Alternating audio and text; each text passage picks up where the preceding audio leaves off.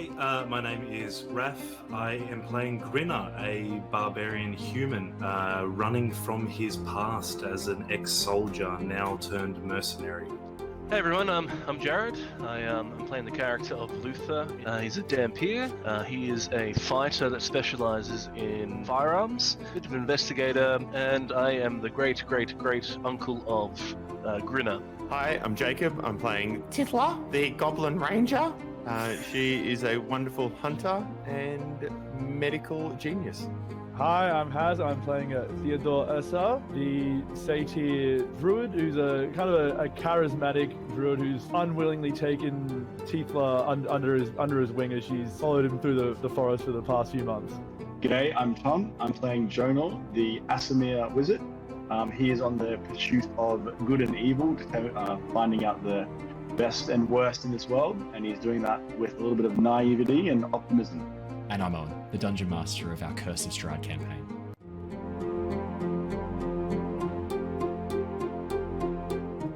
Hello! Hello! Welcome, everybody, to the Lost Archives for our Curse of Strahd campaign. It's lovely to have you all back. It has been a full week since I have been able to play/run any D&D, and I've been getting the itch after going from 3 sessions a week to only running Curse of Strahd last week. It's been a bit shit, but I'm really pleased to be back doing our favourite horror campaign, Curse of Strahd. We have our lovely guest, I was about to call you guest character Josh, but guest Josh playing the character of Killian, rejoining us from Roll Together RPG. Welcome back again, Josh. It's lovely to have you joining us once more. Thank you very much. Thank you for having me again for Plans That May Go Awry.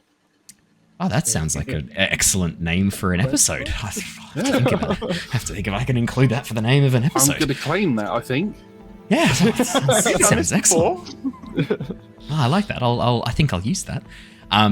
Unfortunately, tonight, for those of you who are listening, you won't hear Jared's dulcet tones as his character Luther.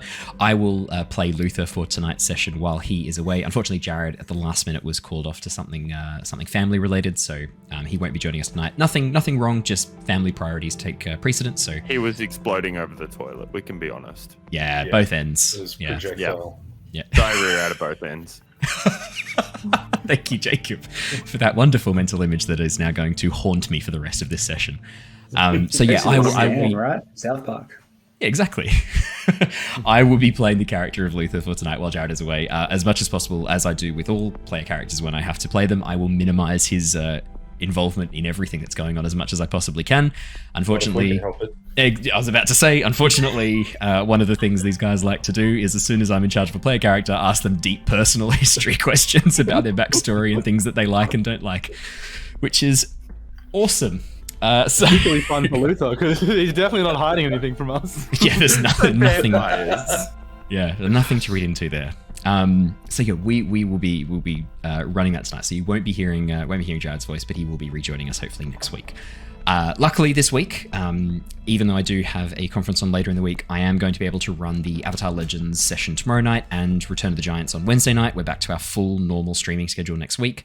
This week. Next week, it's still a little bit up in the air about whether I'll be able to run the Return of the Giants on Wednesday night, but Strahd and Avatar Legends will definitely be going ahead next week. So no changes to Strahd and Avatar Legends next week. Just need to figure out what I'm doing with Return of the Giants. And that is all the announcements from me. So let's jump into the session, unless there's anything else anyone has to share that's fun. Oh, Jacob, you shared a fun thing with me today that I hadn't realised. You sent me a message about a certain game coming out. Yes, Baldur's Gate 3 launches on PC on Friday. So It does. 1 a.m. here. So Yeah, we're very not excited. so awesome.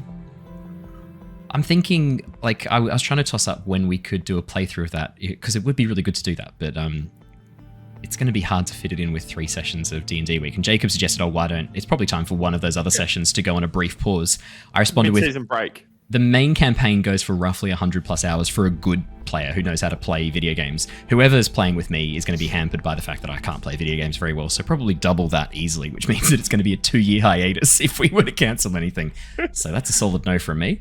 But it's just D&D, which you are good at. So really, it'll be much quicker. Yeah, but So the we thing could is, do right, it. I'm good at being a DM. when like I don't have to actually like live any consequences. God, I am the out, consequences. So you have control issues. Got it. Yeah, that's probably fair to say. That's probably fair.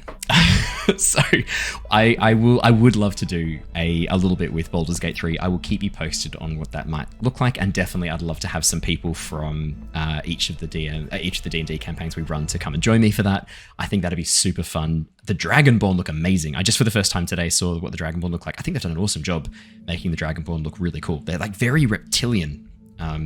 Whereas like some of the D&D artwork, like the official artwork on the D&D source books and things like that, they look a bit, I don't know, there's like kind of like a bear vibe to them, like a scaly bear kind of vibe with the way their like hair kind of looks. And I don't know, I really like the way Baldur's Gate 3 have done it, I have to say. All Larian Studios have done it. So look, we'll keep you posted on that. I would love to do something with it. And obviously once Starfield comes out, I'd love to do something with that as well.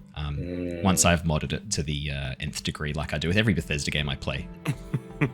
That's half the game. It's half the game. 3 weeks modding it, then realize you're bored of modding it and give up. Yeah, Never I actually play reckon the first 3 hours of any Bethesda game is like trawling through Nexus, like most reviewed or like most popular, most endorsed, and then like looking for the 1 or 2 cheat items like infinite carry weight that most people like myself use, because I'm not playing a walking simulator.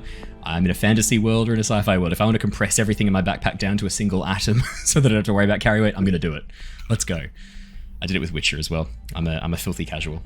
All right, let me do a quick recap. Did you play Death Stranding? Speaking of walking sims, I got it for free. I got it for free on Epic. It came out on Epic for free a couple of weeks back. I've downloaded it and I meant to play it to give it a go, but I haven't yet. I've heard mixed reviews. Have you played? I've really enjoyed it. Yeah, Okay. It's great fun. But it is a walking sim. It's very meditative, and if you're just going to sit and chill out and zone out for a bit, it's wonderful. Okay. Because some of the concepts... Waste an entire day and feel like you haven't really achieved much, it's wonderful. You're going to have the best time. I believed you for the first bit when you said it was great, but now I'm starting to think that might have been sarcastic. No, I'm being 100% serious. It's awesome, but you're going to feel like you didn't do anything because you just walked for 8 hours. I'm just trying to figure out at what point I play a game when I do this. Like, well, you've got to balance. Fuck me. It's not even walking. And uninstalled. So I play. So this is going to come as revolutionary, but I kind of play games to have fun. Weird. Says the DM. No. You play so we have fun. I have a lot of fun facilitating other people's fun. It's like I get to be a vicarious fun haver. It's very your love language. It's very it's a voyeuristic form of fun. Thanks for that, Raph. So I'm going to move on because there's no response to that does not dig me a deeper hole. Let's go.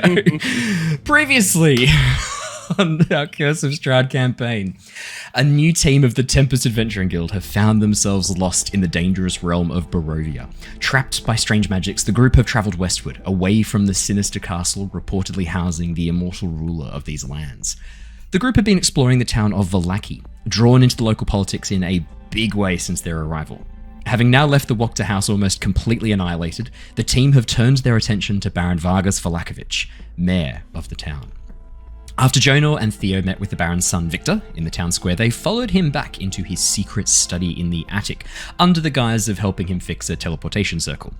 They quickly discovered Victor had been learning magic from a particularly nasty-looking tome, one which presented complex magic he couldn't control, leading to the death of a maid and chimney sweep, and also causing the madness currently afflicting Stella Wachter. After confiscating these books, the team headed back to the Church of St. Andrel for a rest, but found themselves bumping into another adventurer, Killian. While talking through their experiences, the team heard a disturbance from the crypt below. Heading down, they found a beautiful vampire mage attempting to summon spirits. However, a surprise attack from Grinner caused the spell to go wild, which in turn resulted in the spirits attacking all in sight, including the vampire who had just summoned them. After a brief and tense battle, and the spirits now vanished, vampire slayed, the team were able to talk through their plans to remove Vallaki's current leader, Baron Vargas, and replace him with Ismark. We left off last session as the team devised a detailed plan requiring careful and precise execution, as well as a complete party split. So, maybe I should have called this session Nothing Goes Wrong. That'd be appropriate. Or the Also big split? question mark. Yeah, well, we'll have to see. So, I hand over to all of you. We left off last session as each of you split into essentially pairs to go and achieve various goals. I think... Are you talking, Jacob, because you're muted, or are you pretending to talk? I was getting into character. I do this every session where I mute myself, and then I do Tithla's voice for a little bit and settle into it, and then I unmute myself so I can do it properly. Just dry launch into it and see what accent you get. I just don't know. Spot on. To be honest, Tithla's voice kind of sounds to me like a dartboard with only one score, where like it doesn't really matter where the dart lands, it's still needs a win. Yeah. Yeah. It's a full play every time. I feel like you can't really go too wrong with way. Got a raw dog my way. Thanks for messing with my process. No, I really like it. I'm sorry, I didn't mean to mess with it. Please don't let me interrupt. So I think what we'll do, given that you're splitting into teams of 2, do we want to start with not Luther's team? So I believe the plan was, because I need to leave that as long as possible in case we can get through all of your shit before Luther gets back, before Jared gets back. So who do we want to start with? Maybe, so Jonor, you were teamed up with... I think Killian and I were... Oh, it was you and Killian, yes. We're heading off to... I thought I was taking Killian to go be a wolf.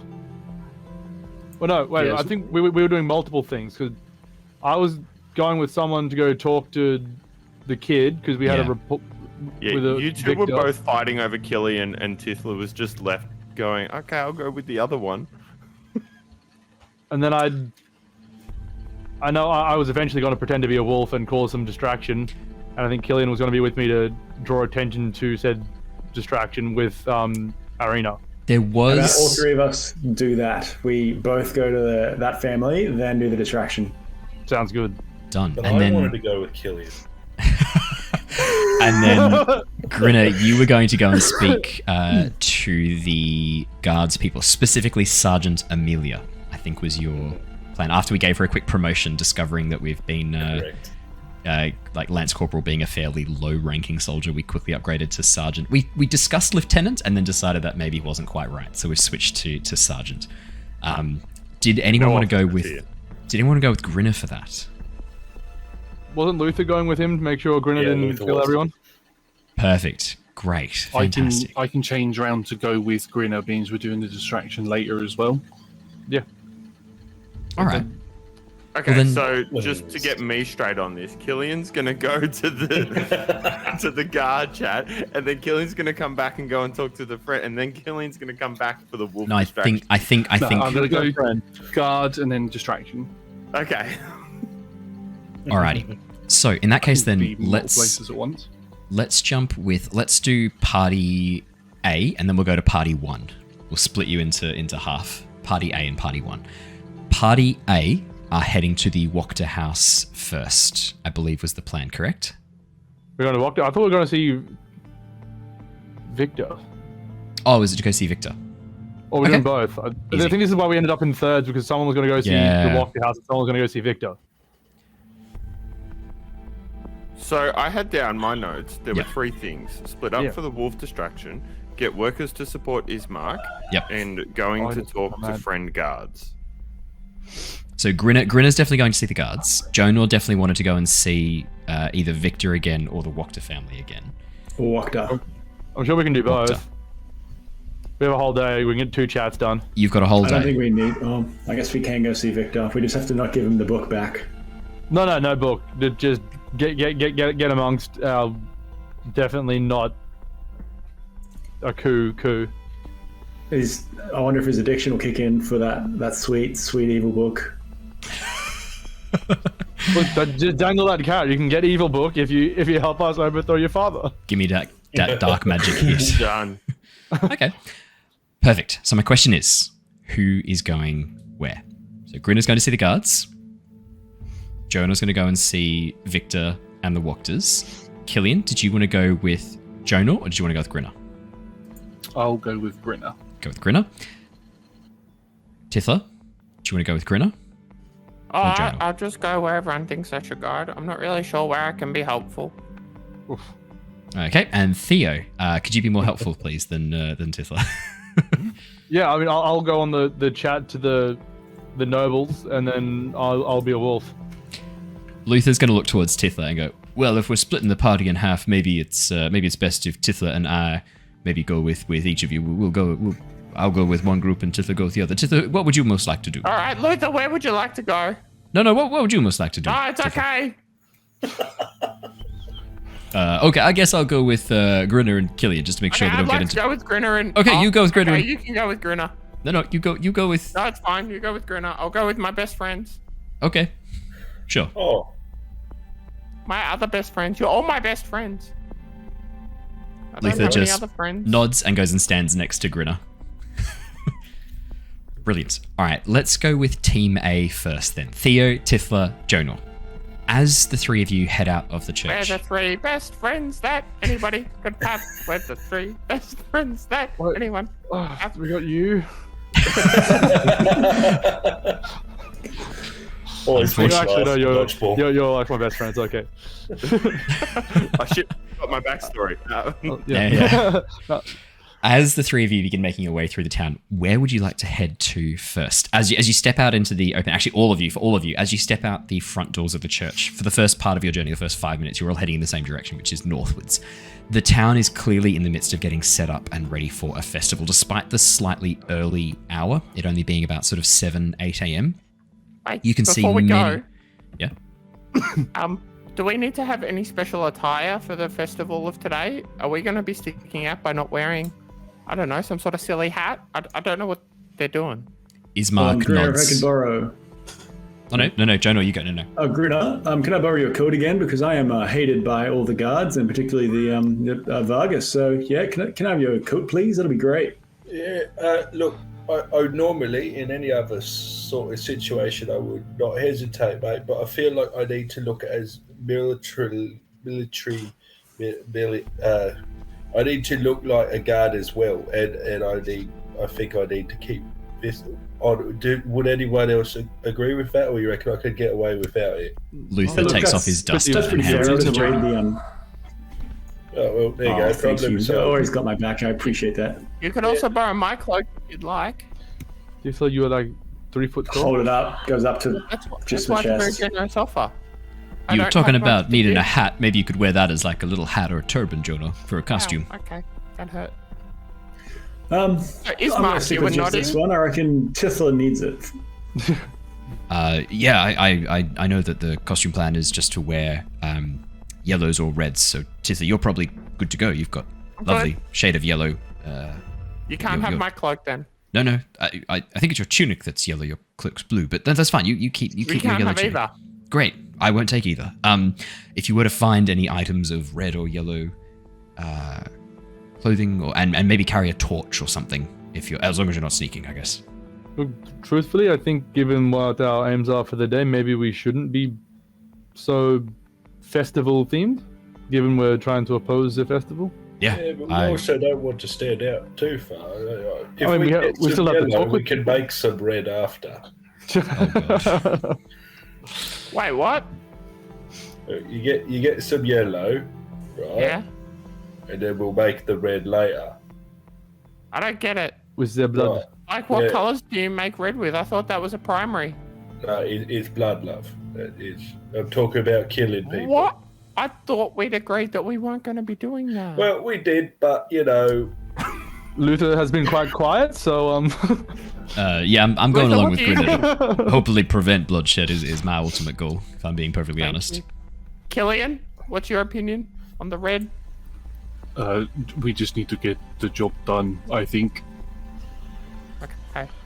That sounds ominous. Blood may end up being spilled. no. Luther, actually, I've just realized something. As Luther stands like next to Grinner and Killian, he looks down at Killian's massive gourd full of blood.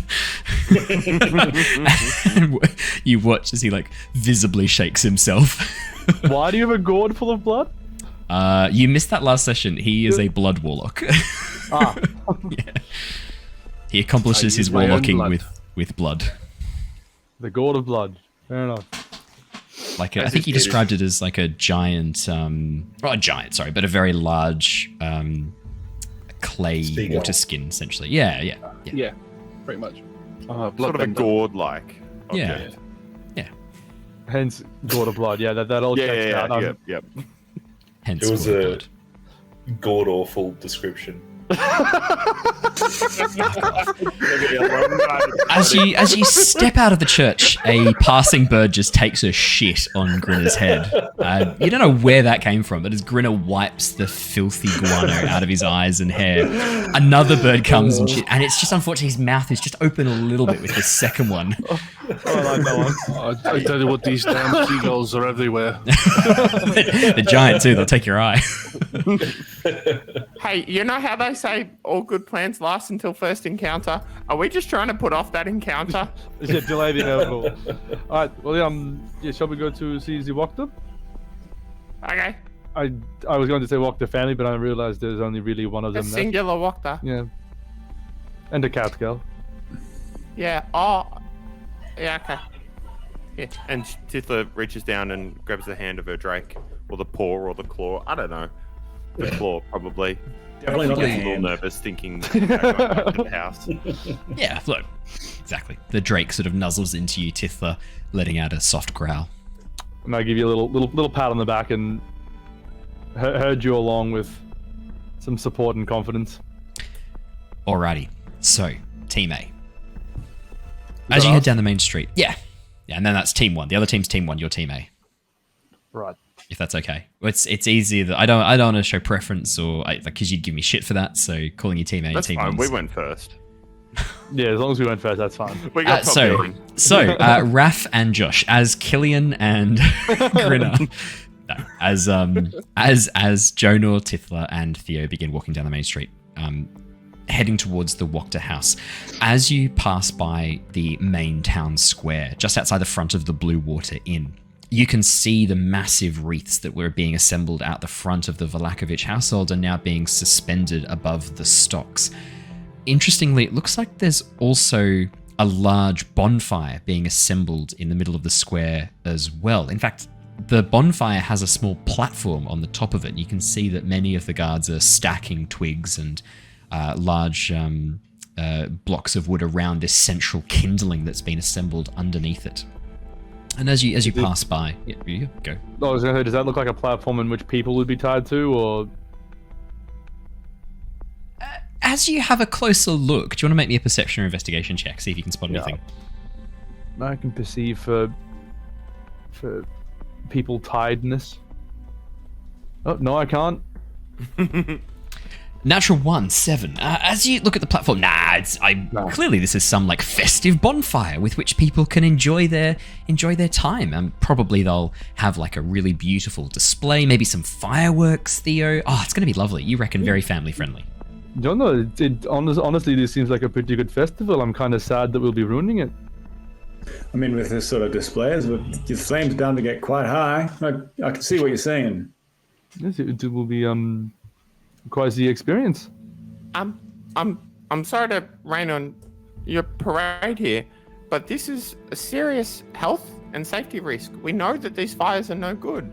They're not contained. They're not in a fire pit. That could spread. It's in the middle of a large cobbled square. Needs to be contained better. I don't think they have the same level of occupational health and safety that we enjoy on Nostea. What? How do people not get hurt? This is a man who ties people to stocks for not smiling. I think he kind of likes them getting hurt. Well, that's not very nice. Hence us trying to stage a coup and install democracy. You're saying that out loud, Theo, in the middle of the square as you walk past people. Fantastic. Could you please roll me D100? 100%, yeah. It's excellent. I was hoping one of you would casually talk about the plan. I have my own little game of bingo going on with things that you'll do, and that was definitely like the first one. 43. Well, with your natural 1 perception, Theo, no one seems to have heard anything. Different perception than maybe I was paying so much attention to who was listening to me. 16. Tithla has a 15 passive as well. As you're walking along, I mean, as Theo says this very casually out loud, you notice a few faces kind of turn and look in the direction of you guys and then quickly hurry away. Particularly a young woman in her probably like late teens, early 20s, as well as an older man who was helping carry sticks over from the Valakovich household. You watch as he places his sticks, freezes as he hears you say that, stands up very slowly, turns, looks, and then begins walking away down towards the Vlakovich household. And even I noticed that? With a passive 16. No. Yeah. Because your natural 1 takes you out. Tithla notices it, though. Tithla, what do you do with that info? Sir, you're meant to stock the wood up nicely. You didn't listen about the wood. He's run away. The man does not turn around as you speak, Tithla. In fact, you watch as he kind of picks up the pace just a little bit, walking just a touch faster.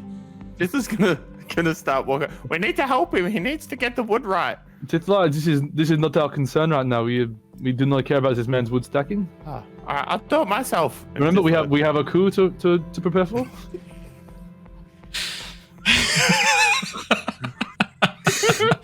I would like to point out that I was getting some shit for jokingly calling this session A Plan Goes Awry. We have lasted not even 10 minutes of in-game time before... And I would also like to point out that it seems a lot like this is, once again, one of the things that you've controlled to make to get us to that prediction. I had nothing to do with you out loud saying, we have a coup to organize.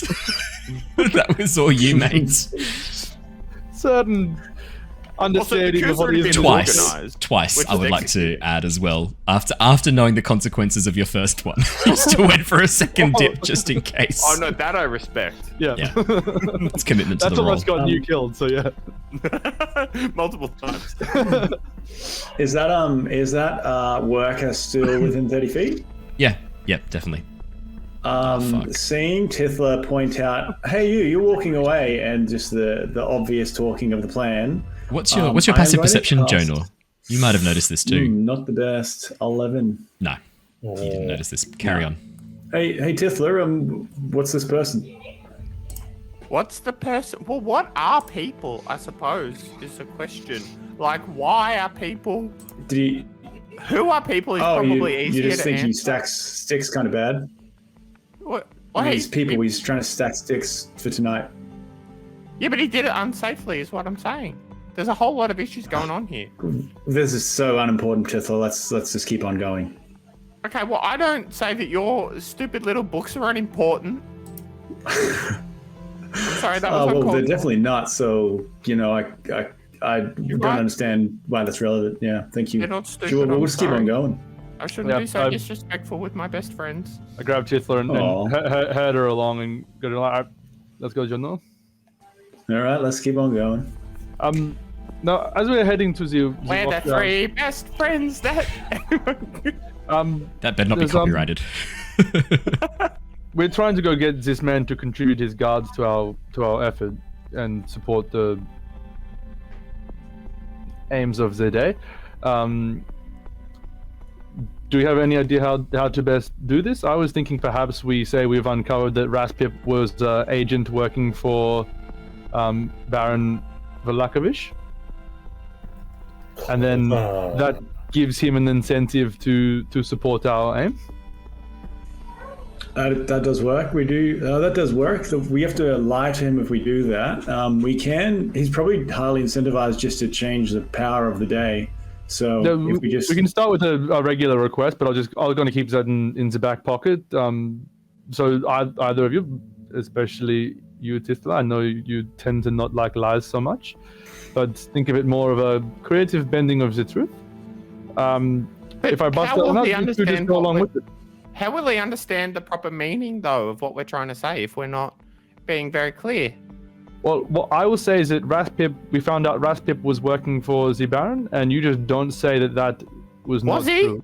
Yes, he was, 100%. Did you not remember when we found this? No, I don't remember that. Well, in some of those evil books that we found from the Baron's son, there was a message saying Raspip must go kill. I missed some stuff that was going on in the Walker house, so maybe it was during that while I was hiding. Yes, it's just deep inside one of these books. It's it's full confirmation that the Baron commissioned the Raspip to assassinate her. What book was Jonor holding up? Because Tithla's then going to try and grab it and read it. Oh, for fuck's sake. He's holding the evil curse-ridden book. Okay. Tithla, please make me a sleight of hand check. Jonor, you're contesting this with a sleight of hand check. Perfect. I'm going to use my inspiration. You're gonna, but you don't have to announce it first. You roll and then you can, because the Can I inspirations. try to give Jonah advantage by trying to like grab? And I see her lunge for it, trying to grab it Yes, absolutely. Well, I'm pretty sure I have disadvantage anyway, so. That's a 6 from Jonah. Jonah, you can roll that sleight of hand again. That's a 22 from Tithla. And a 17. And a 17. That's a 4 from Jonah. So it was 20. Oh, I should have. Yeah, you know when something's just guaranteed. Definitely, you just jump up and take the book out of Jonah's hands. His little, like, weak, scholarly fingers provide no grip as you remove it from him. In fact, Jonah, as he holds it up, almost stumbles a bit, like handing it down towards you as he trips over a loose cobblestone, as if he's handing it to you. You just take it from him. Tithla, you're flipping through the book to have a bit of a peekaroo. Yeah. Is there anything? Do you know any spells, Tithla? Do you know any magic? I do. Great. Tithla, could you please roll me a wisdom saving throw, please? Oh, of course I can. I'm really good at those. Oh, here we go. I have a +2 on those. That's 4. That's a 4. Fuck me. I'm just seeing Josh actually crying. This is the best. Sorry, Josh. I probably didn't warn you as a guest character coming into how badly plans go with this group. It's as bad as I predict. Just to like to the power of 10. It's just no way. We actively break them. Yeah, we went pretty well today. Tithla, we got a whole 10 Yeah, minutes. got 5 minutes of actual progress. Tithla, as you open the book and begin reading, the world around you grows quiet and still. It almost feels like time itself slows. The light, meager though it is in these lands, fades, leaving nothing but this void of darkness. Before you hear a voice echoing out of nothing. A reader. Hello. Yeah, I can read.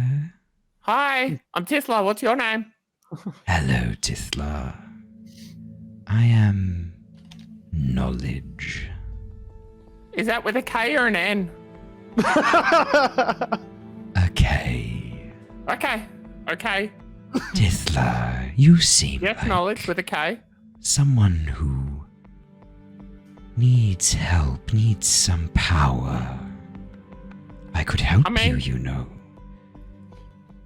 I mean, not really. I sense your body has been damaged recently. Oh, I guess other than the, crippling pain and, Yes, I sense horribly your disfigured. troubles, Tithla. Your struggles.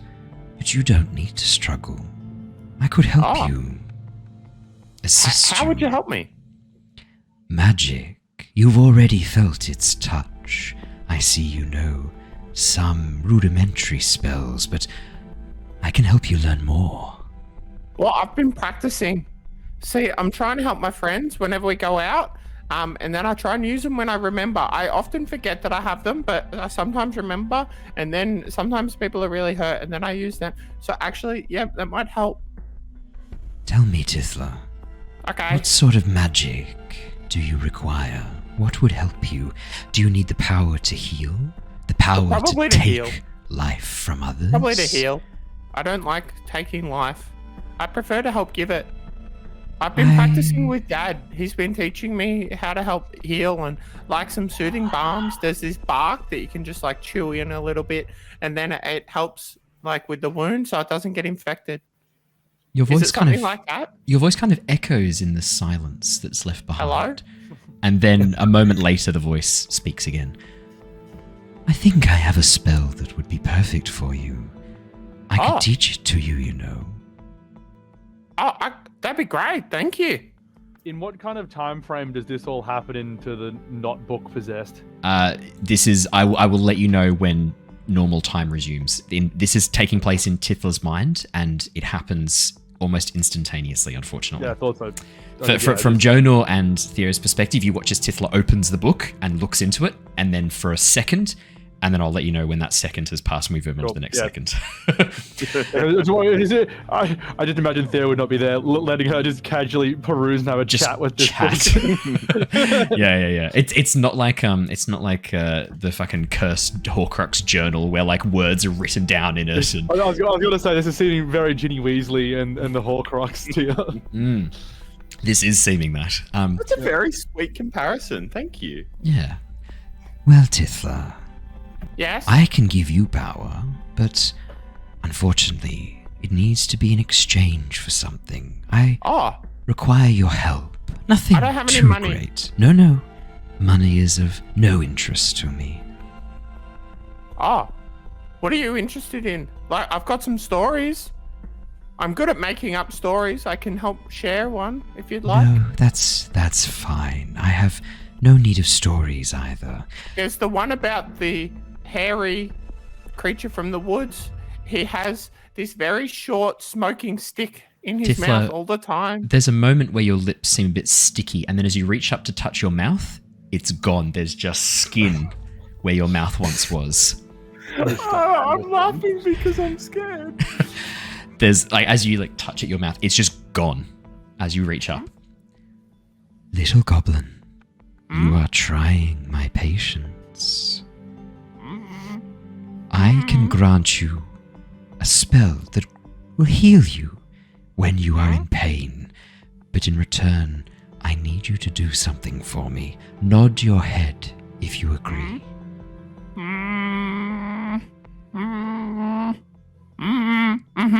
You nod your head. Your mouth reforms and opens back up. Excellent. All I need you to say is, my name is Tithla, and I agree to this exchange. I've been spending some time with some new friends. I think it would be remiss of me to not ask what the exchange was. Of course. The spell that I'm going to grant you, I need you to use it on some people for me. Well, what's the spell? What would it do to them? Oh, transfer some of their life essence into you. To heal you, to recover your lost health. Oh no, I don't want to hurt someone to get my to feel better. No, it won't hurt them. It will merely grant you some life force back, as it were. Okay. You promise it won't hurt anyone? Only physically. Well, I don't want to hurt anyone. Physically is a kind of hurting someone. There's silence. Hello? Do you agree or not, little goblin? I don't like hurting people. I don't want to hurt anyone. But you already And would this have. hurt somebody? You've hurt many people. I can see your past, your memories. I can even see glimpses of your future. They were accidents. I didn't mean it. I wasn't trying to. Well, let's think of this as a little accident when you heal yourself. No one has to know that it was intentional. We can keep this between you and me. But what would it do to them? Merely transfer some of their essence into you. Take some of their health to fix your wounds.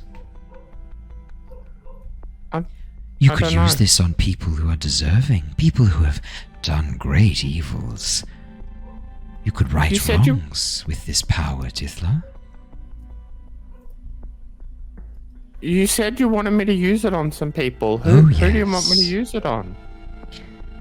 There's a man in this town, Baron Vargas Valakovich.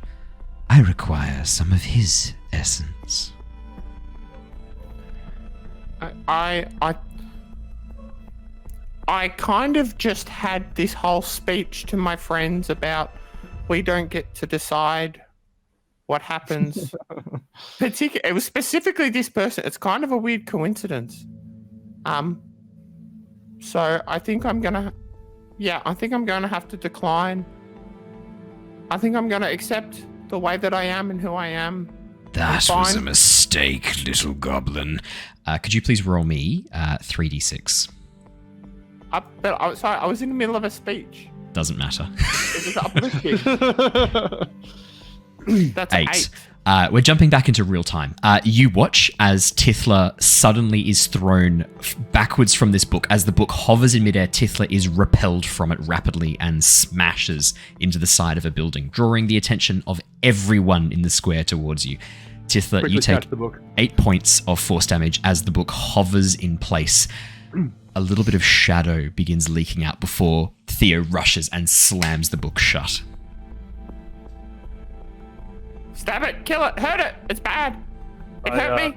Slip it over to Jonor In the coat. and then rush over and bundle little Tithla up. Where'd it go? Tithla pulls out her 2 daggers and is just like ready to. It is okay. We just Where? need to not read the book anymore. It is safe for Jonor to read, but not for anyone else. Where'd it? It's gone. It cannot hurt you. It's not a problem anymore. It's done. It's gone. It cannot hurt you. Did you make a deal with the book?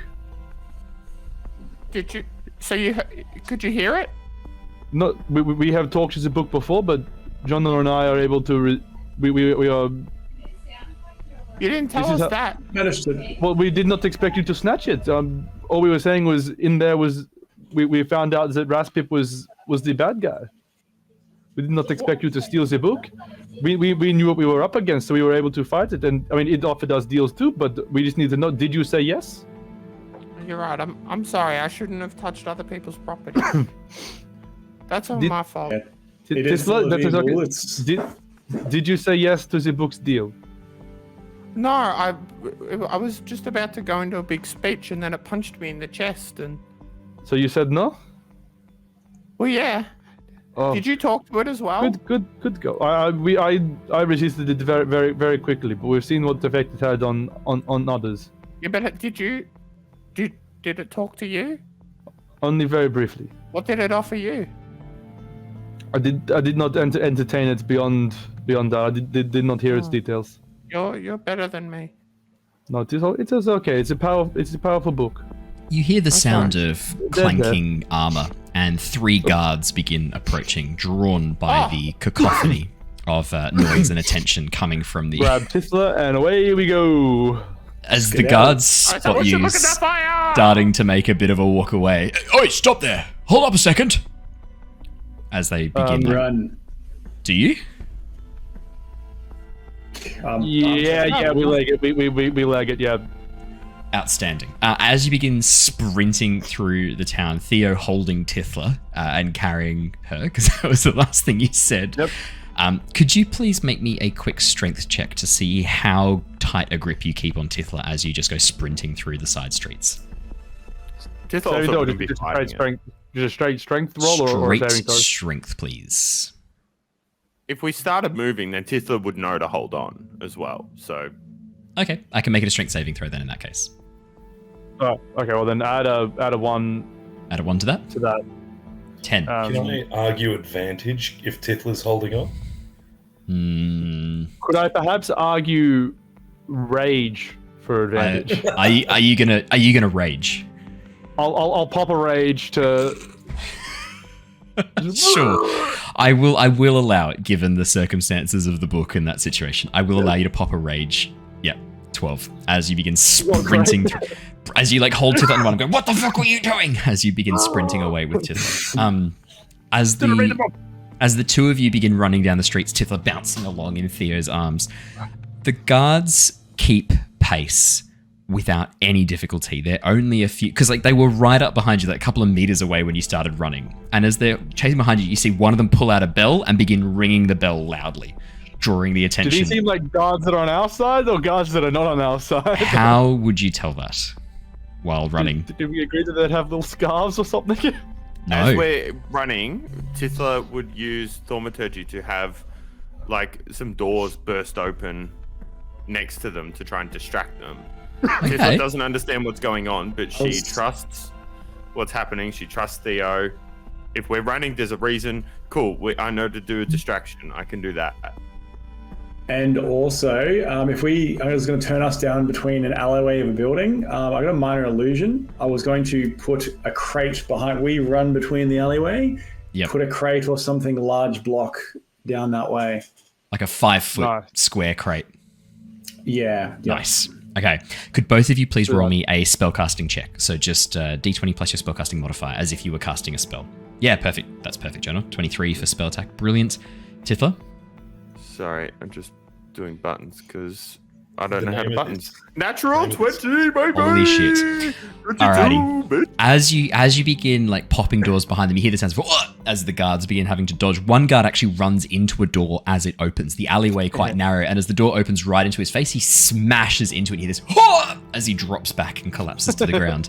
As you pass into the alleyway, there's a gate, Tithla, across the center of this alleyway. It looks like it leads to a private garden.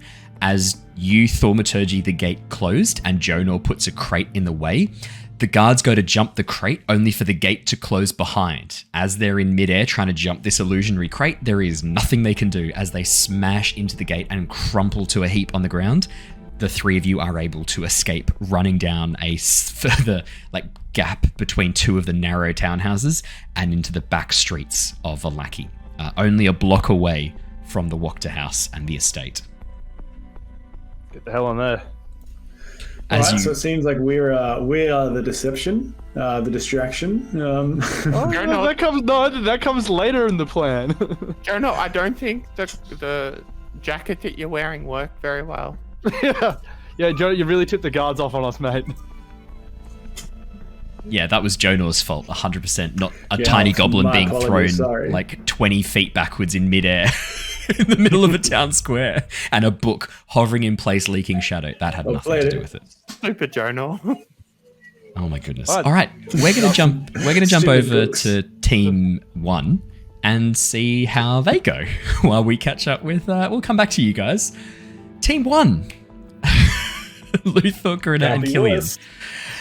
As the three of you leave the front of the church and begin making your way over to, I believe you're headed to the guardhouse first, correct? Yeah, that's right. Perfect. As you begin making your way towards the guardhouse, you can see that there is a bit of activity around the central tower where the guards are set up. It's over towards the west gate entrance to the town. So you split up with the party as they enter the town square and begin heading north. After about sort of 5 minutes or so as you're walking through town square, you hear a bit of a commotion behind you. But with the crowds in the way and the giant wreath set up in the middle of the town square and the massive bonfire that's been assembled, it's hard to kind of see around it as to what's happening. But a moment later, you see three guardsmen curiously kind of like looking around and begin making their way over towards this apparent ruckus. Not sure what that is. Can I, just because I'm on edge and given the state of affairs across the board, can I try to, I don't know, perception check, just see if I can get a glimpse of whatever the fuck's going on over there? Sure. Yeah. Good. Hang on. Sorry, I didn't expect you to agree to that. 1 second. Why not? It's a pretty reasonable request. I have no idea. Well, it was 6. Perfect roll. Granted, as you look, there's townsfolk in the way. There's a whole bonfire being set up, and as you look at the bonfire, Granted, you sort of have a bit of a peek at it. And I mean, it's very large with that big central wooden platform. Maybe they're going to put fireworks in there or something. Luther kind of has a little bit of a peek too, shrugs and goes, "Well, maybe the townsfolk will create enough of a distraction without us having to work too hard, eh?" Well, I never like working too hard, so that suits me down to the ground. Probably some poor bugger being put in the stocks for not smiling enough. If we come back and they're still there, maybe we should let them loose, eh, Grinna? Yeah, good idea. With that, the three of you continue making your way to the guardhouse. You can see that there's a bit of activity. It looks like the Night Watch are just swapping over for the Day Watch. A number of very tired, haggard-looking guardsmen and guardswomen are returning to the barracks, pulling off their armor, pulling off their cloaks, rubbing their very tired eyes, yawning a bit as they step in, whereas the new guards sort of arriving, a little bit in drips and drabs, looking a bit sort of worse for wear, begin sort of making their way into the guard's house. Standing out the front, tapping a foot impatiently, looking at the Night Watch returning, trying to rush them through, you see a familiar figure. Amelia. Long, dark brown hair, shaved on one side of her head, pulled back into a almost like a Viking braid. that's draped over her left shoulder, is looking around, occasionally trying to corral these soldiers and these guards into moving a bit quicker. The reason for her displeasure becomes apparent very quickly. Standing on the steps leading up to the second floor with a clipboard and reefs of paper, ink, and quill is a very wiry, pale-looking man with swept-back dark hair, small half-moon glasses, writing furiously in his notebook. He's only about 5 foot tall. He's very short, almost quite wiry, very kind of scribe-looking appearance, a man who's not spent a lot of time out in the sun, meager though it is in the lands of Barovia.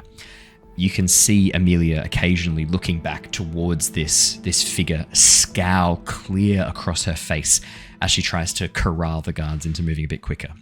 As she spots the 3 of you approaching, she obviously recognizes you, Grinner. She pauses for a second. You can see her lower her hand to her sword and raise an eyebrow towards you, Grinner. All right, Sarge. I figured, given all the shit that's going on today, you might want some extra people around. Are you going to cause trouble for me today? Fucking oath, but not today. All right. Who are you lot? Who's your friends? I feel like I recognize you, as she looks towards Killian. I feel like I know your face. Have I seen it before somewhere?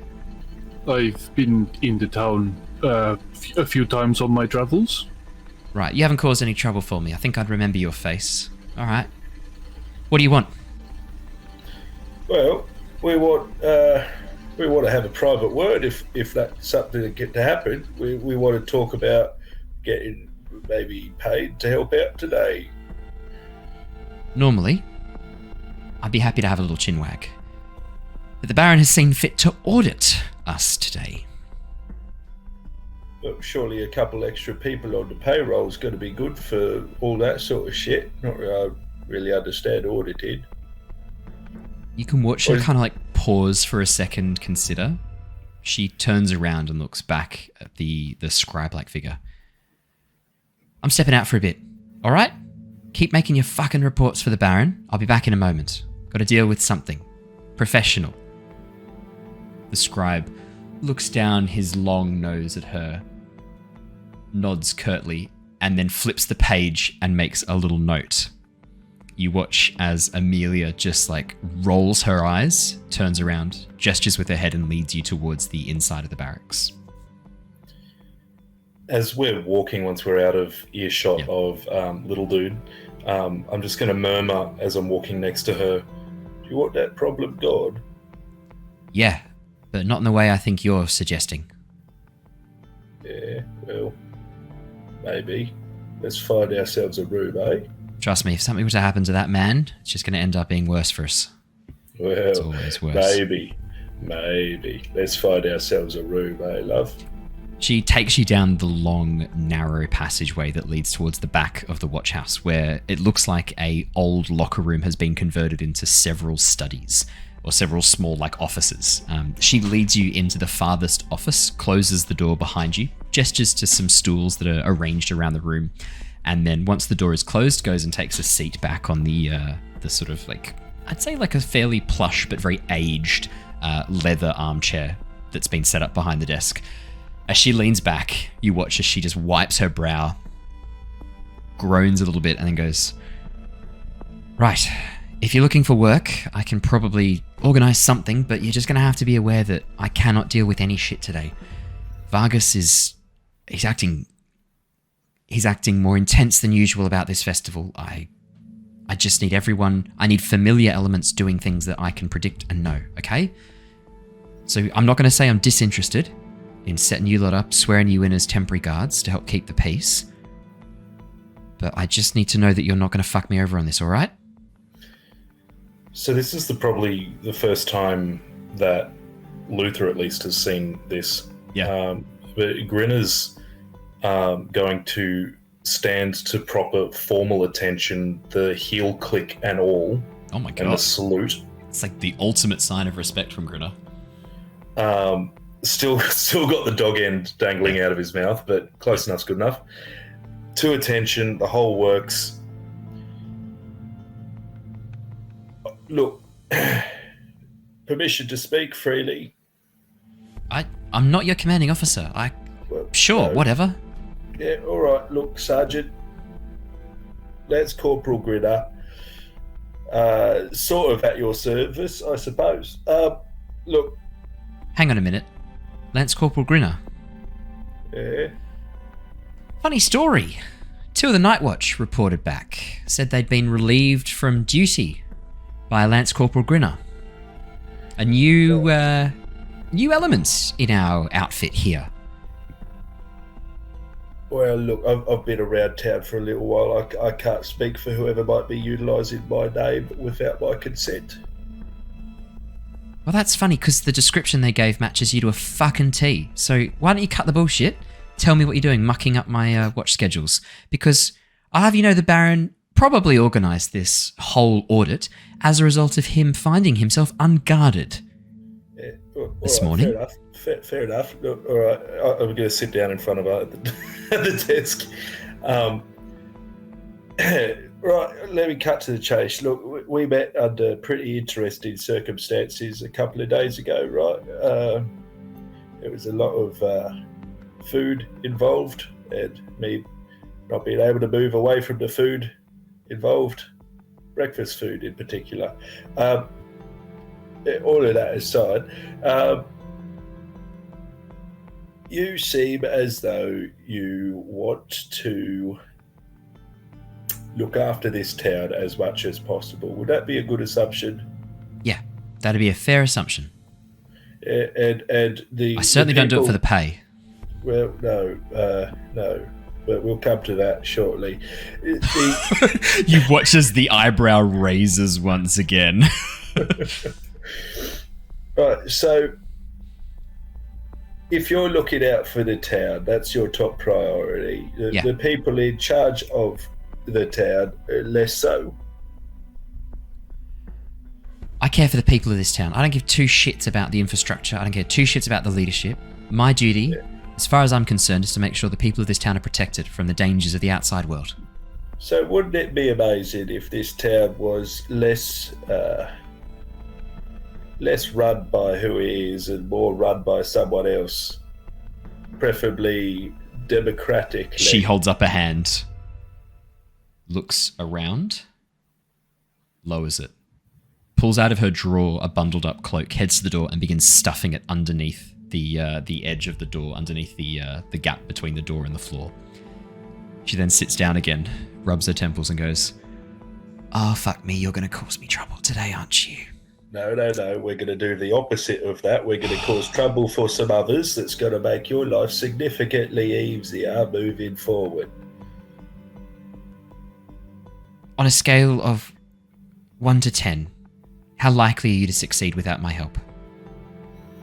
Oh, let's call it 50-50, but put that as a close 85 with it. You're going to put this on me? No, well, yeah. Who's involved? Oh, I'm sure you know the people that I've been moving around with, including a wide variety of others that I usually disassociate when they're talking, so I can't remember. Who in town have you roped into this madness? Right, is this viable? Is this actually going to... Can you pull this off? Well, look, yes. Yeah, we can. Yes. No, stop. I'm going to stop you right there. She turns towards you, Killian. I don't know you. You've not been travelling with this lot, though, from what I can see. Can you pull this off? All of you? If you can get your guards in the right positions, yes. Fuck. What do you need? For those who are loyal to you, at least, and not to the Lord. Yeah, that's our biggest concern right now. What do you need from me? What are you hoping I can do? We need you. Are you in charge of... You are clearly in charge of the watches and who is positioned where. Those who are loyal to you and not to the Lord need to be positioned as close to the Lord as possible during the ceremony. Those who are loyal to him need to be on the outskirts of the ceremony so that they can be distracted in some way, maybe. We need people that are slow to react, if you catch my drift. Yes. All right. Okay. You're not asking... Okay, that's not too much that you're trying to ask of me. What's going to happen to him? What's the plan? Are you planning on chucking him on this pyre, or what's going on? Well, look, that's my first instinct, but I've been talked around by the rest of this mob that Luther puts a hand on your shoulder. reasonable- We're not gonna burn a man alive in the middle of the town square. That seems pretty messed up. We're planning on imprisoning him and letting a vote go ahead. We're planning on introducing some democracy here. Right. Okay. Fuck. When's this all going down? Or sometime today, I think. I'm going to need a bit more information if you want me to help and cooperate with this, apart from sometime today. What's the signal? What do you want? Like, if you've got a plan that genuinely sounds good, I'm on board. I turned to Killian. Fuck, we probably should have planned that, shouldn't we? Yeah, look, all right. So the plan is when old mate goes to make his big old fuck off speech with all the smiles for days or whatever the fuck he says.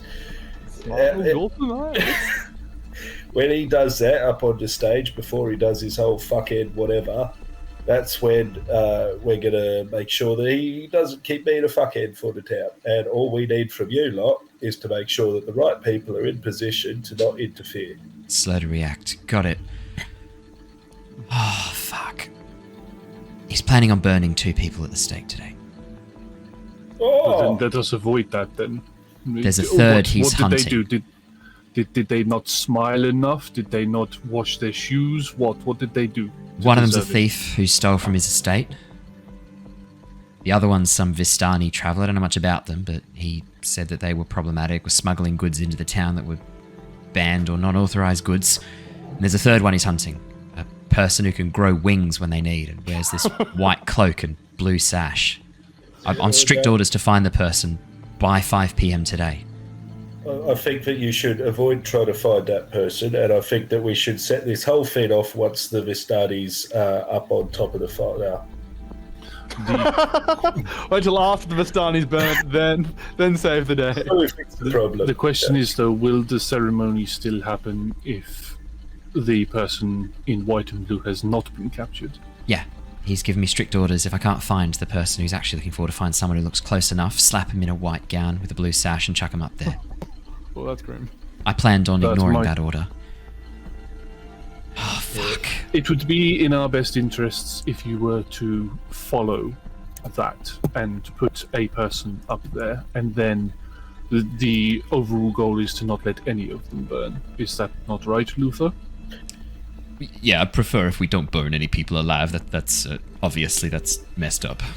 Yeah, look, I was mostly joking. We would rather keep everyone mostly alive. Shit. Look, is Can I this not please the best have- possible outcome, right? Grunner, can I please have you make me a persuasion check with advantage? Oh dear. Okay. Yes.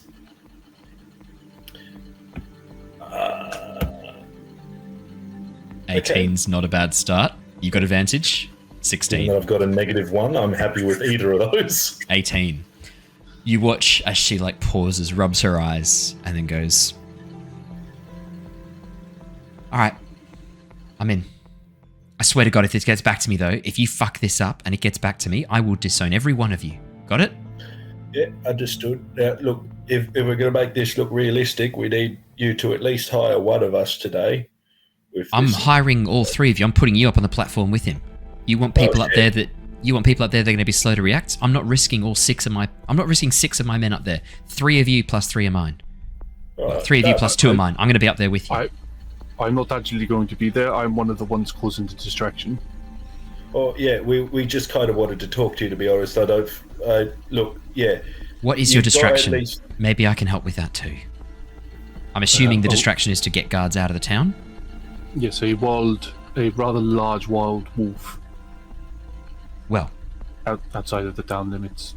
if I swore you in as one of the guards and put you on peripheral duty, made sure you were following the outside, and you were to call the guards to attention, they might believe your story a bit more. Might have you. You might even be able to.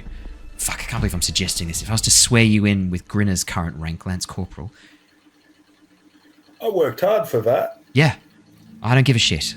Oh, If I was to swear you in with the same rank, put a couple of couple of grunts underneath you so that you could order them to go and chase this thing. People who are, I know for a fact, are on the Baron's payroll. There's one problem you're going to need to address, though. My superior. He is bought and sold by Baron Vargas. I think he's like a second cousin or something. He is so deep in his pockets that we're going to need to do something about this. For me to make such drastic changes to the guard rotations, you're going to need to do something with him. Something permanent. Oh, all right. I'm good at doing something permanent. You want me to kill him? I just want you to get him out of the town. I don't care how you do it. Because if he is around while you pull this off, he will do everything he can to interrupt it. So what's... you got to give me something more than that, love. Come on. Well, who is he? What's he not like? What's he need? What's he tall like fellow, to do? receding hairline, grey around the temples, a little bit older than Vargas himself. He's often in his guard's uniform. He's got like 18 medals that he's pinned to his fucking breastplate. Claims that he earned them. Never seen him actually do anything brave or heroic at any point.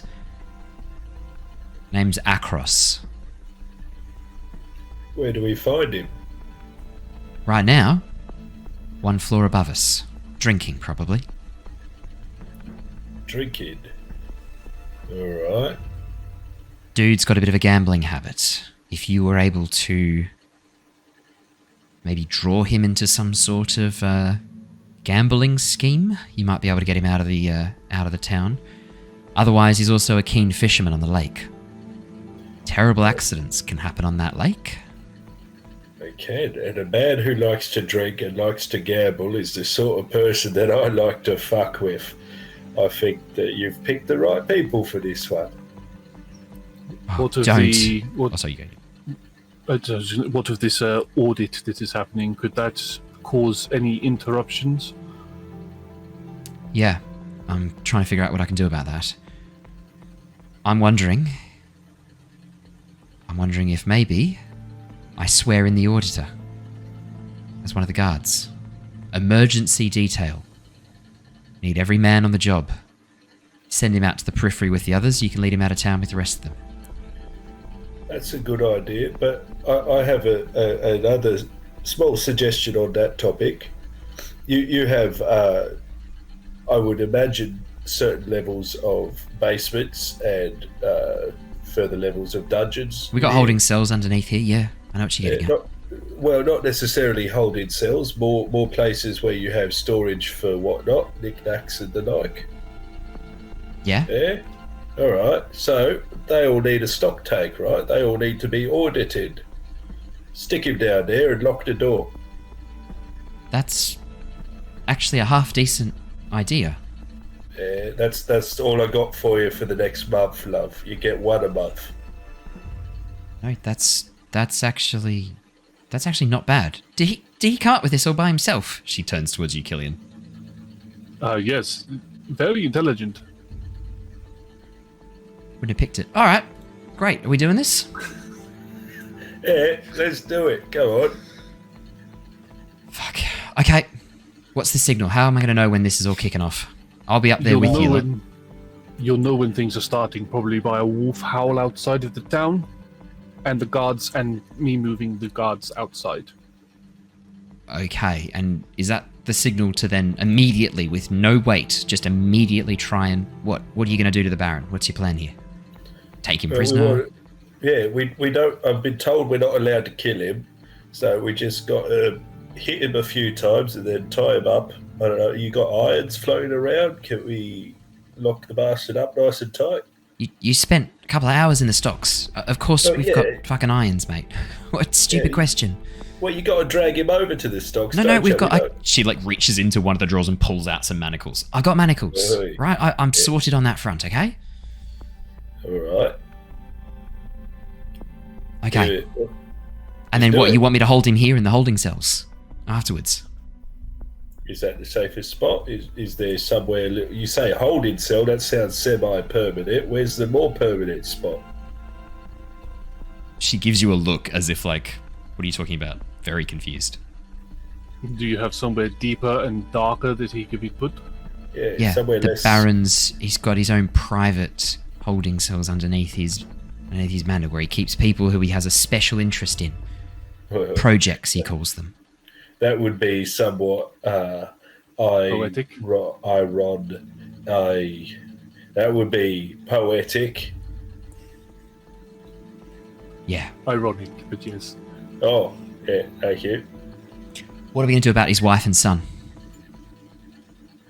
Well, I think the son's on board, actually. What? I think we sorted that. I didn't know he had a wife, or at least I wasn't paying attention when we found that out. So, I don't know about her. Well, okay, you probably want to come up with something, because she's not as nasty a piece of work as him, but she'll throw up a stink unless you do something about her. What, She'll so be at the ceremony as well. She's there on purpose. She's not like stuck with him. She's Mate, not I gonna be, don't know. I don't know what the details of their relationship are. It sounds like a horror show, but I'm assuming that like she's at least partly on board, or at least she's so browbeaten by him that she just does whatever he tells her. So if I have a chat with this other bloke, what was his name again? Akros. The one, yeah, Akros. If I have a chat with Akros, given that they're related, I might be able to learn a little bit more about that. Look, good luck to you. If you can get him to open up, sure, fucking go for it. But I could get anyone to open up, love. I'm just a charmer. Why don't we arrest her as well? Anyone who is on the stage that is part of his group, anybody that is loyal to him, whether they may be persuaded otherwise after the arrest, just arrest all of them. I think not a bad idea. Yeah. I'm on board with that. Sounds good to me. All right. Well, good. I guess give us our badges, love, and we'll be on our way. She sighs, does a double take, then reaches down into the drawer, pulls out 3 badges and places them on the table and slides them slowly across to each of you. Don't make me regret this. Would this be better if this was a public recruitment? Oh, don't worry. thing? I'm taking you out the front and announcing you, otherwise the fucking auditor will have my balls. Oh, that's fair. All right. Just for the record, I'm keeping this. No, you're not. You're giving it back once you're done with this, all right? No. It's temporary position, but I'm holding on to the badge. Grinner, you're not taking my fucking badge, got it? Yeah. She nods, gives you a side eye, stands up and goes, all right, follow me, pin it somewhere obvious so people can fucking see it. Breastplate, chest piece, front of your shirt. She looks towards you, Killian. No. Yeah, forehead'll do. Yeah, no, fucking go for it. Put the pin in and everything. Follow me. Luther pins it to his jacket, not wearing any armor, and then goes, look, I feel kind of fancy with this thing on. Great, who fucking cares? She begins leading you guys out the front door. As you get back out the front of the watch house, she reaches down, pulls a pewter tankard off a nearby table, and as she steps out the front door, she bangs it against the front door, loudly making a commotion. The guards, who are in the midst of changing shift, pause and look towards you. The auditor startles and spills ink over the paper that he's writing on, the notebook. You watch as she pauses for a second, looks over, smirks at him, and then looks back.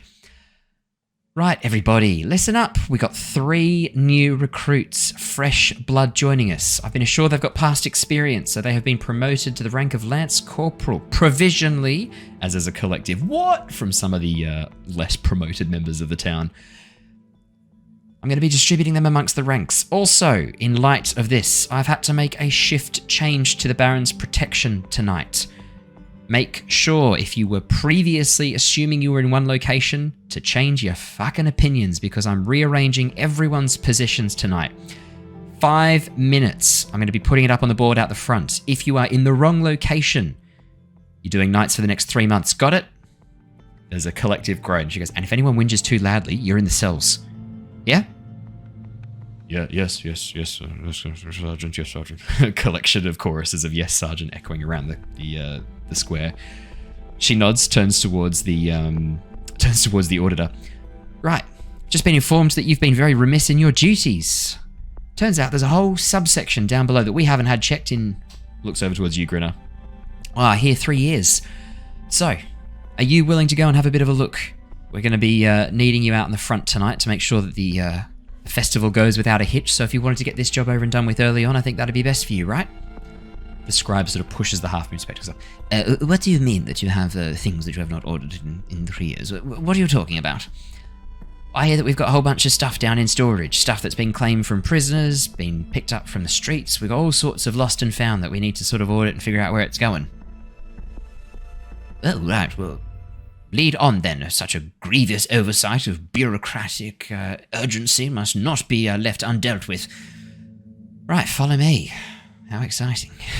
She turns around and begins walking back inside. She looks back towards the three of you, gives you a nod, and then heads inside, leading the scribe. Luther looks towards the two of you and goes, well, that went rather well, I thought. That went significantly better than I had planned, which is always a nice surprise. We forgot to ask her about pay. Do you reckon we're being paid for this? Well, I think we're being paid in democracy, mate. Luther looks around at all the guards who are like around you within earshot of everything, nods and goes, I don't believe they use the currency of democracy in this particular land. Perhaps they may use gold or silver to help. Probably they call their coins something else. Very strange thing for outlanders, I guess, to call it. And he gives you like a very pointed look and nods. Yeah, poor bastards. You need to show me one of these demo coins at some point. They sound rather interesting. They're not from the place that I'm from. Yeah, they're gorgeous. Yeah. It's sort of a universal currency. Yeah. Right. Look, here's my thoughts. We got old mate upstairs who's drinking piss at stupid o'clock in the morning. So bad after my home. Yes. I think we need to go around and do a quick perimeter sweep before we decide on anything else that we're going to do. Don't you think? Just looking around at the other I think that's a really good idea, Killian. And I mean, obviously, we were ordered to do a quick perimeter sweep to help us just get a lay of the land of the town and make sure we're ready for our important shift tonight. Oh, you took the words right out of my mouth. Let's do it. Maybe we should start at the gate and just check the walls briefly. Make sure we know the scope and how long it takes to move from one side of the town to the other. It seems like the smartest option, Lufa. Let us do that. Amazing. Brilliant. As the three of you begin walking off, let's jump back to Team Fuck It Up. So, just before we go, as we're walking away, I'm just going to say, our plan went very, very well. I'm looking forward to hearing how well the others went. Look, I have full faith in all three of them. We haven't even gotten to the plan yet. They occasionally make mistakes, but all in all, they're very competent people. I've traveled with them for some time. I've not known them to make too many mistakes. I'm sure they'll have pulled through something phenomenal. They certainly will not have drawn the entire attention of the guards onto them in any way or form. No, that's usually my job, and since I did so well, there's no way they could do anything but amazingly. Switch scene, they're all screaming, running. We jump back to the three of you hiding behind the corner of an alleyway, taking like a moment to catch your breath as Theo finally puts Tithla down. Tithla, your Drake, like pads up next to you, like nuzzles into you, and then looks up confused as to why you were carried that whole way. I slap a healing word into her. It's okay. You don't have to. I'm okay. Oh. Could have healed yourself if you'd listened to that book, Tithla. Just saying. Yourself now. Despite that, I remember that I do have cure wounds. I'm very invested in the slapping of healing words. Yeah, I've noticed that. It's become it's a whole thing now. Brilliant. This is not really gone exactly to plan so far. We've got the walk man just sort of across the road or down the block. Maybe we'll take a different way than we were going previous to sneak on by. It's just a slight detour, and if anyone asks, we are getting in some distraction early, so we're getting the guards, ready, prepared for, on edge. Yes, exactly. All right, now compose yourself, Jonah, Tithla, and let's go convince the Walker to give us some guardsmen. Okay, I'll lead the way. And with the attitude of pretending you What's that? Tithla starts walking the wrong way. Like, grab you Got right on. knocked to the head. She's confused. I need to get like one of those little child backpacks for you. little lead on it. Just some elastic tied around her waist. Yeah. Or one of those like leader muzzles that you get for dogs when they won't sort of walk in the right direction. Rude. Yeah, pretty rude. Yep, with the air of certainty about going somewhere you belong. That's the way that we walk in the direction of the manor. Ah, fantastic. I'm tempted to ask for a performance check, but I don't want it to go too much worse, so I won't. As you begin crossing the street and heading towards the Wachter Manor, you can see there's still a bit of activity out the front. They're positioned out the front of the Wachter gatehouse, where the hedges have been set up around the edge of the estate. There's a pile of what look to be cages, all filled with cats, as well as some empty cages. There's about 9 cages, 6 of which contain cats. Some of them just sleeping, one of them yowling and scratching at the edge of the cage. And you can see 3 of the guards, their arms covered in scratch marks. As you approach, you recognize one of the guards who'd been on the gate when you first approached the Wachter Manor, the gruff-looking man with half an ear that's been sort of cut off. And as you approach, he looks and goes, "Do I have you lot to thank for all these fucking cats?" Yes, you do. But know that it is going to directly help the daughter of the Wachter family. At this point, Jonah immediately puts his hand onto Tithla's shoulder and grabs it. Ow! Just as a, don't you say that. Oh, no, we actually know that it was actually just a mistake. What? Ow, Jonah, stop it! She doesn't know that yet. Don't tell her that at all. No, this is good work, gentlemen. We are here to see the master of the house. In fact, before that, are you gentlemen aware of why we're doing this? I feel it's important to inspire the people who are doing the work, and I feel like that helps by knowing what's actually going on. Yeah, I know some fucked up magic is mucked with the master's sister's mind, Stella. Oh yeah, no, you've got it. Cool. All right, yes. Can we go in then?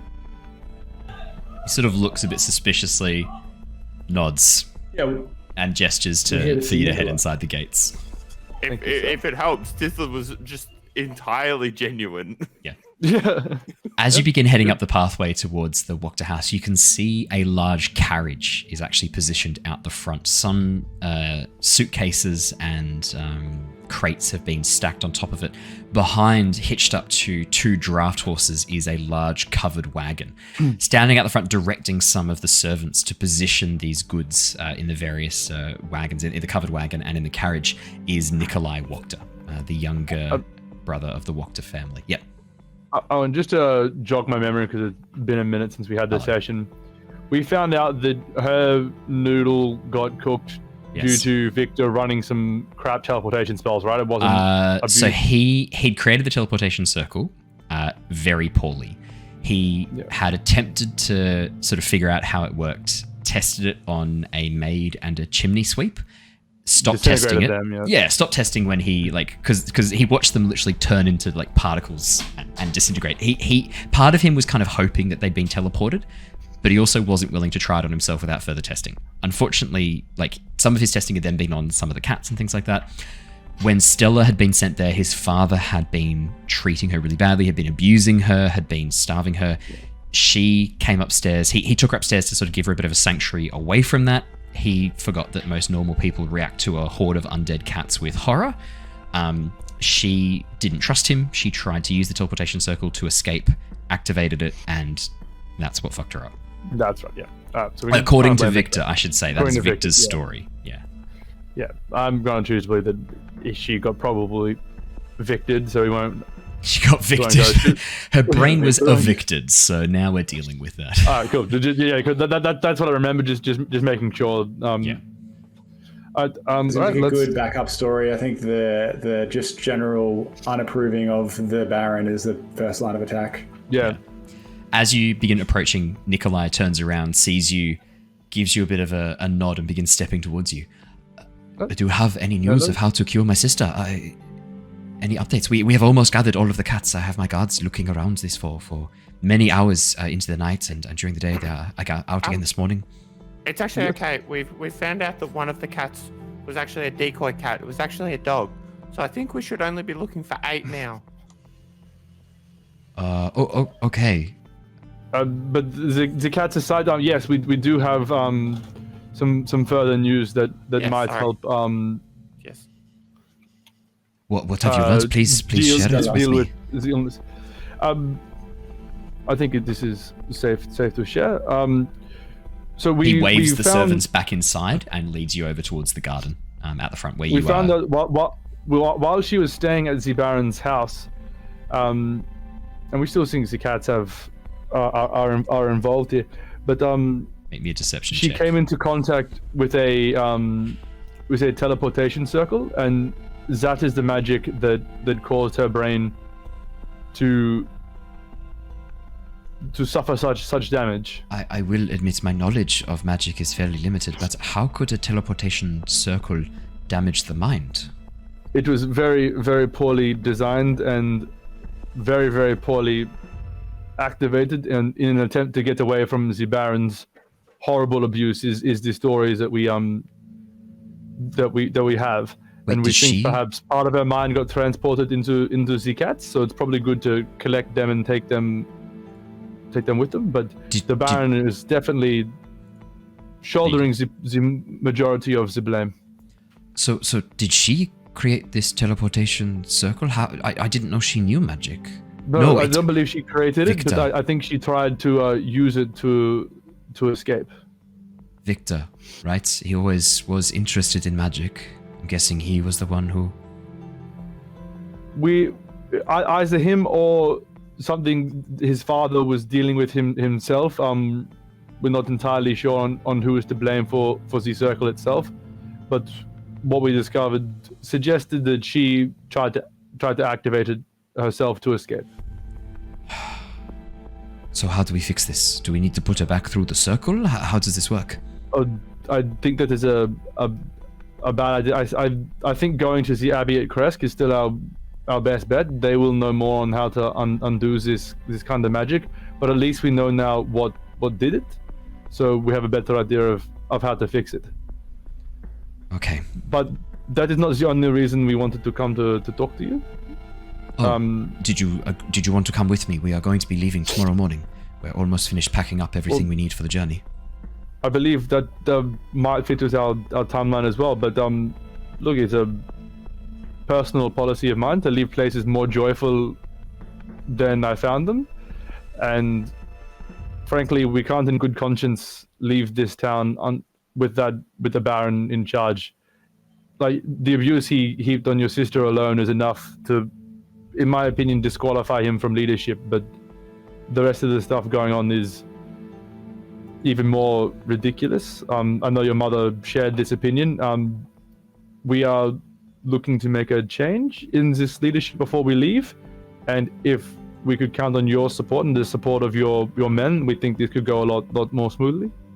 Yes, I must admit, please forgive me, but I still harbored some doubts in my mind that your goals and my mother's goals aligned.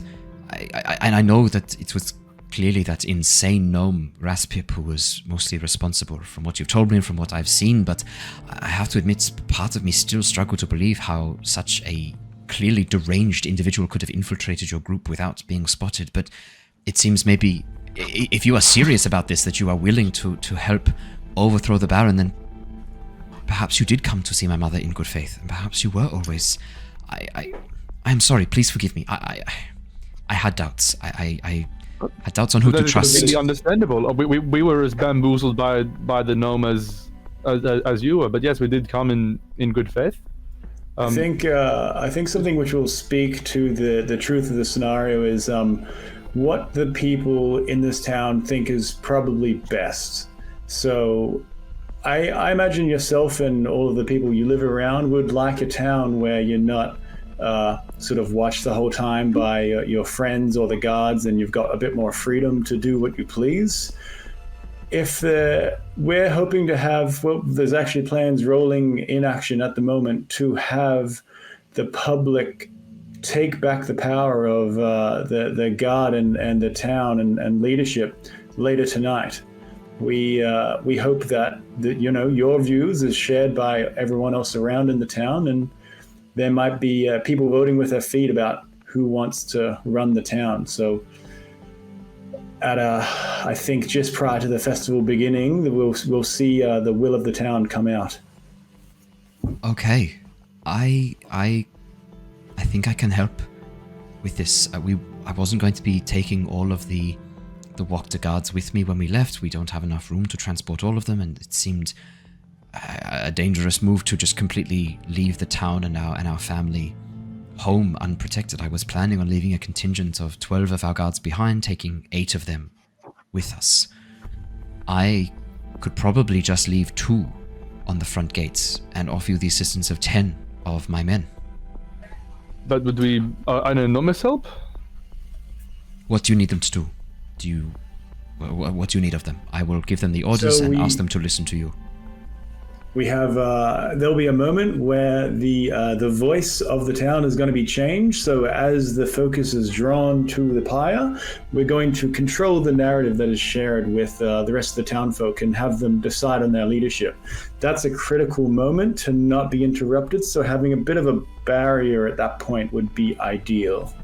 Yeah, if we could just have your guards positioned around to stop any of the guards that Zibaran might have from interrupting, that would be... What about the guards up on the stage? There's no way the Baron is going to allow the Wakta guards to approach the stage. It's going to be impossible. We have some other friends taking care of that. We have some friends within the guard that will arrange to have our people on the stage itself. So we can take care of that as long as your men help stop any of the other guards from interfering. We're going to run a distraction to get rid of most of the guards, but I'm sure some will still be around to try and, liberate Zibaran once we take him. If your guards can help stop that, and then once that is settled down to help us, continue to maintain order. So would you like me to position them throughout the crowd, mainly focused towards the front, near the stage, if possible? I think that is the best position, yes. Ideal, sorry, go into thought. And if anyone then tries to interfere, then they just hold them back a little bit. Yeah, we would like to keep the violence to a minimum if possible. So just restrain. Another consideration is just as the thought of a new leadership coming into town, having a little bit of support and building the vibe and everyone being excited for that. You need the first stone to roll before you get an avalanche. I will talk to my men about building the vibe. If you yourself, I and this is only if you wanted to. You've already done more than enough, but you're an influential member of the town. If you wanted to come and, lend your voice to this vibe, that would be appreciated and helpful. But I understand if you'd be more comfortable staying here with your sister and making sure she is safe. Yes, I was about to say, if I'm leaving so many guards, if I'm having all of my guards out in the field for this, keeping 6, maybe 7 back in the house, maybe 1 in the room with her, I think I would prefer. If they're still, let me have a think. I might see if I can come there and help. Entirely up to you. I think we can achieve it regardless. But I think the more of the influential people in the town that lend their voice to, not wanting to have stupid festivals that result in people getting burnt at the stake and wolf heads put on pikes is probably beneficial. I will talk to my men at once and make sure that there are 12 of them scattered around throughout the crowd, mainly focused at the front. I can do that. And to listen to you if you are to give them further instruction. Cool. I put my hand out to shake his hand. Yeah, he reaches out and gives you a firm handshake. The double-handed handshake. Cool. Can I roll a perception to see how firm or limp his handshake is? Sure. Just want to get what vibe do I get off the? Fuck, I'm rolling terrible on perception. 13. It's a reasonably firm handshake. Cool. He seems on board. Sweet. Okay. Well, we will need to attend to enacting the rest of our plan. I think it'll be quite obvious once it rolls out, so stay posted. Keep an eye out. Okay, of course. Sounds like you have put a fair bit of thought into this overall. Oh yeah, lots of thought. Definitely well planned out. All going to plan so far. Wonderful. Well, see, that comment seems to be lost on him. Well, I will speak to the guards at once. And during the speech, you said that the plan is to have this go off during his talk to the town? Correct. You should hear a loud wolf howl from outside the town. That will be the start of the festivities, so to speak. I will let the guards know to listen out for a loud wolf howl coming from the gates. Yep. I'm so glad we gave the same start time for this. That was not a guarantee. Well, it was a logical start time, so. Wonderful. All right.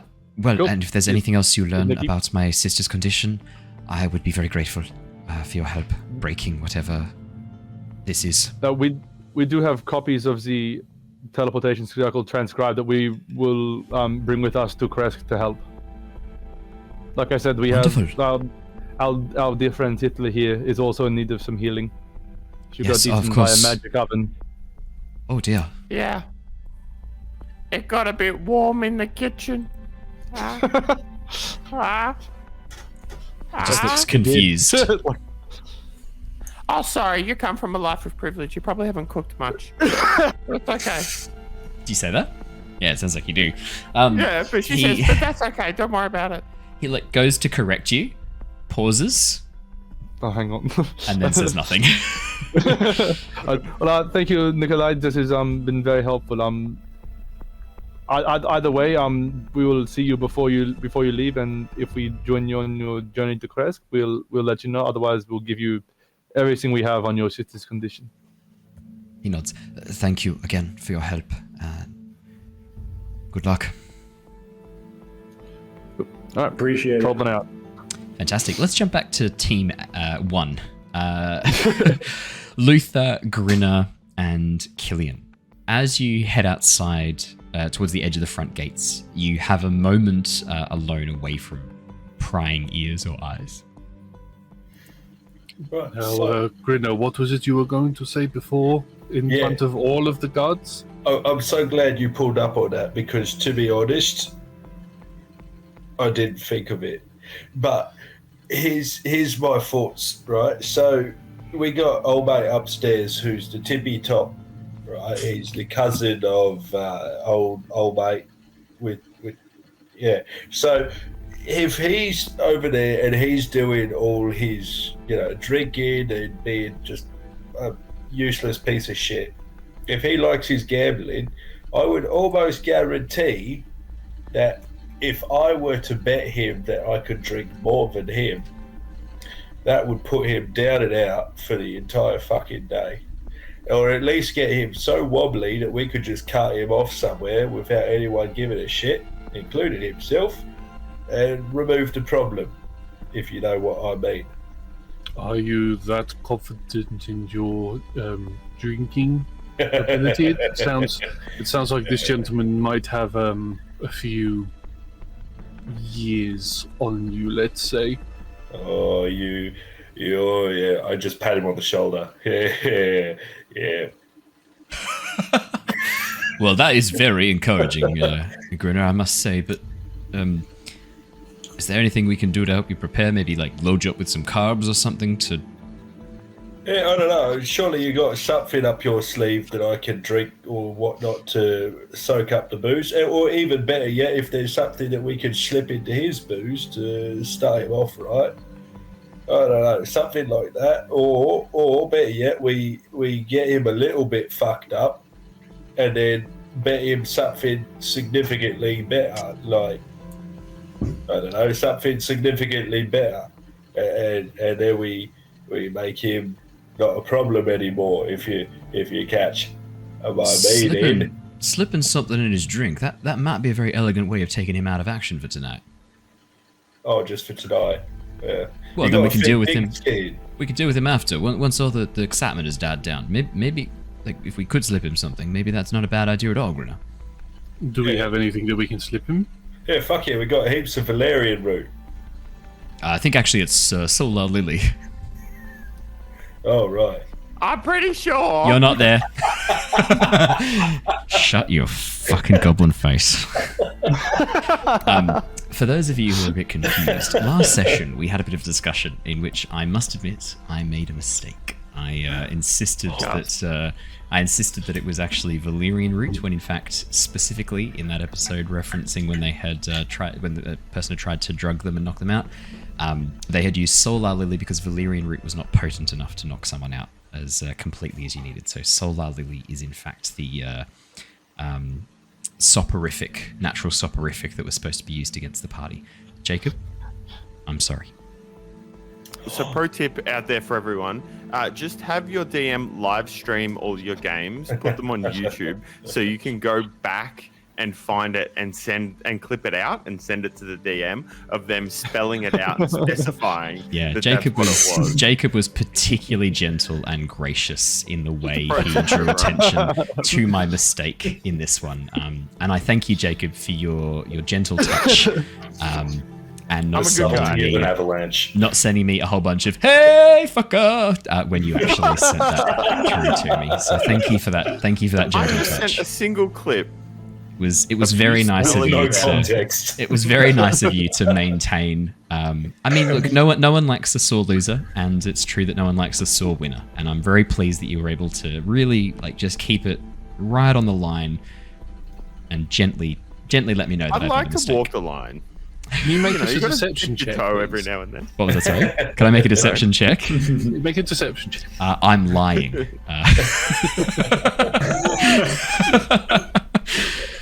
Yeah, no need. Your passive insights are greater than 1, which means you know for a fact I'm lying. So yeah, Luther goes, we probably if we had some solar. Does anyone know if there's an apothecary in this town or something? Yeah, Gunther probably has it.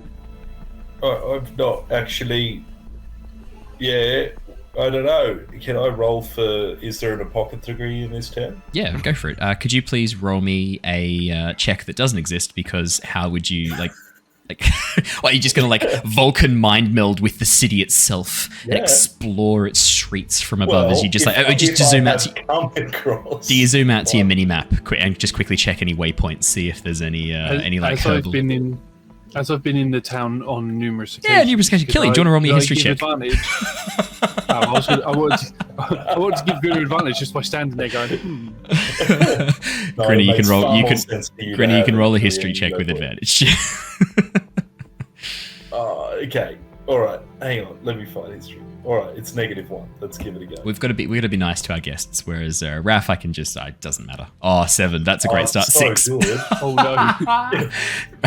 Grinner. But you're like what an apothecary is. Yeah, you've never heard of that word before. What's in a pocket tree? Pretty sure it's a type of seagull. You get figs out of the pockets of the tree. Could we not just pocket tree? Could we not just ground the herb up and just slip it into the drink? In fact, how would we slip it into the drink? That is the question. Wait, don't I have drugs? Do I have drugs on me? I do not know. This is a question that you should know yourself. Well, look, to be honest, there's a lot about me that I don't know about me. So I'm just going to start patting down my pockets while I look through my inventory in the hopes that I've picked up some drugs somewhere along the way. Luther shrugs and goes, I don't have any drugs on me. I've got a bottle of whiskey and a tinder box. You've got some of a bottle of whiskey. I just want to clarify. You've got maybe a third of a bottle of whiskey. Oh no! Wait, no! I don't have the bottle of whiskey because I gave that to the guards the other night. You did. Yeah. That's right. There is no whiskey left. Please remove that from. Isn't it fair to assume that Grinner would have picked up a new bottle? We have not had time. He's been a busy boy, but he does have a tinderbox. Chat wants you to mix in 2 drops of vampire blood with whatever you slip this person, and all I can think of is great, let's make a problem worse. The next day, because if he has the vampire blood and then you kill him, he's gonna come back as a vampire. It's double the work to get rid of this man. I love it. Chat, I love you. You think like I do.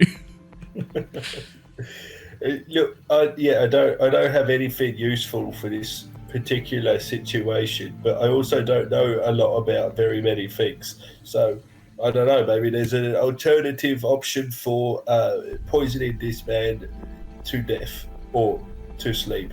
Or Why don't we just go with the original plan and just have you drink him under the table?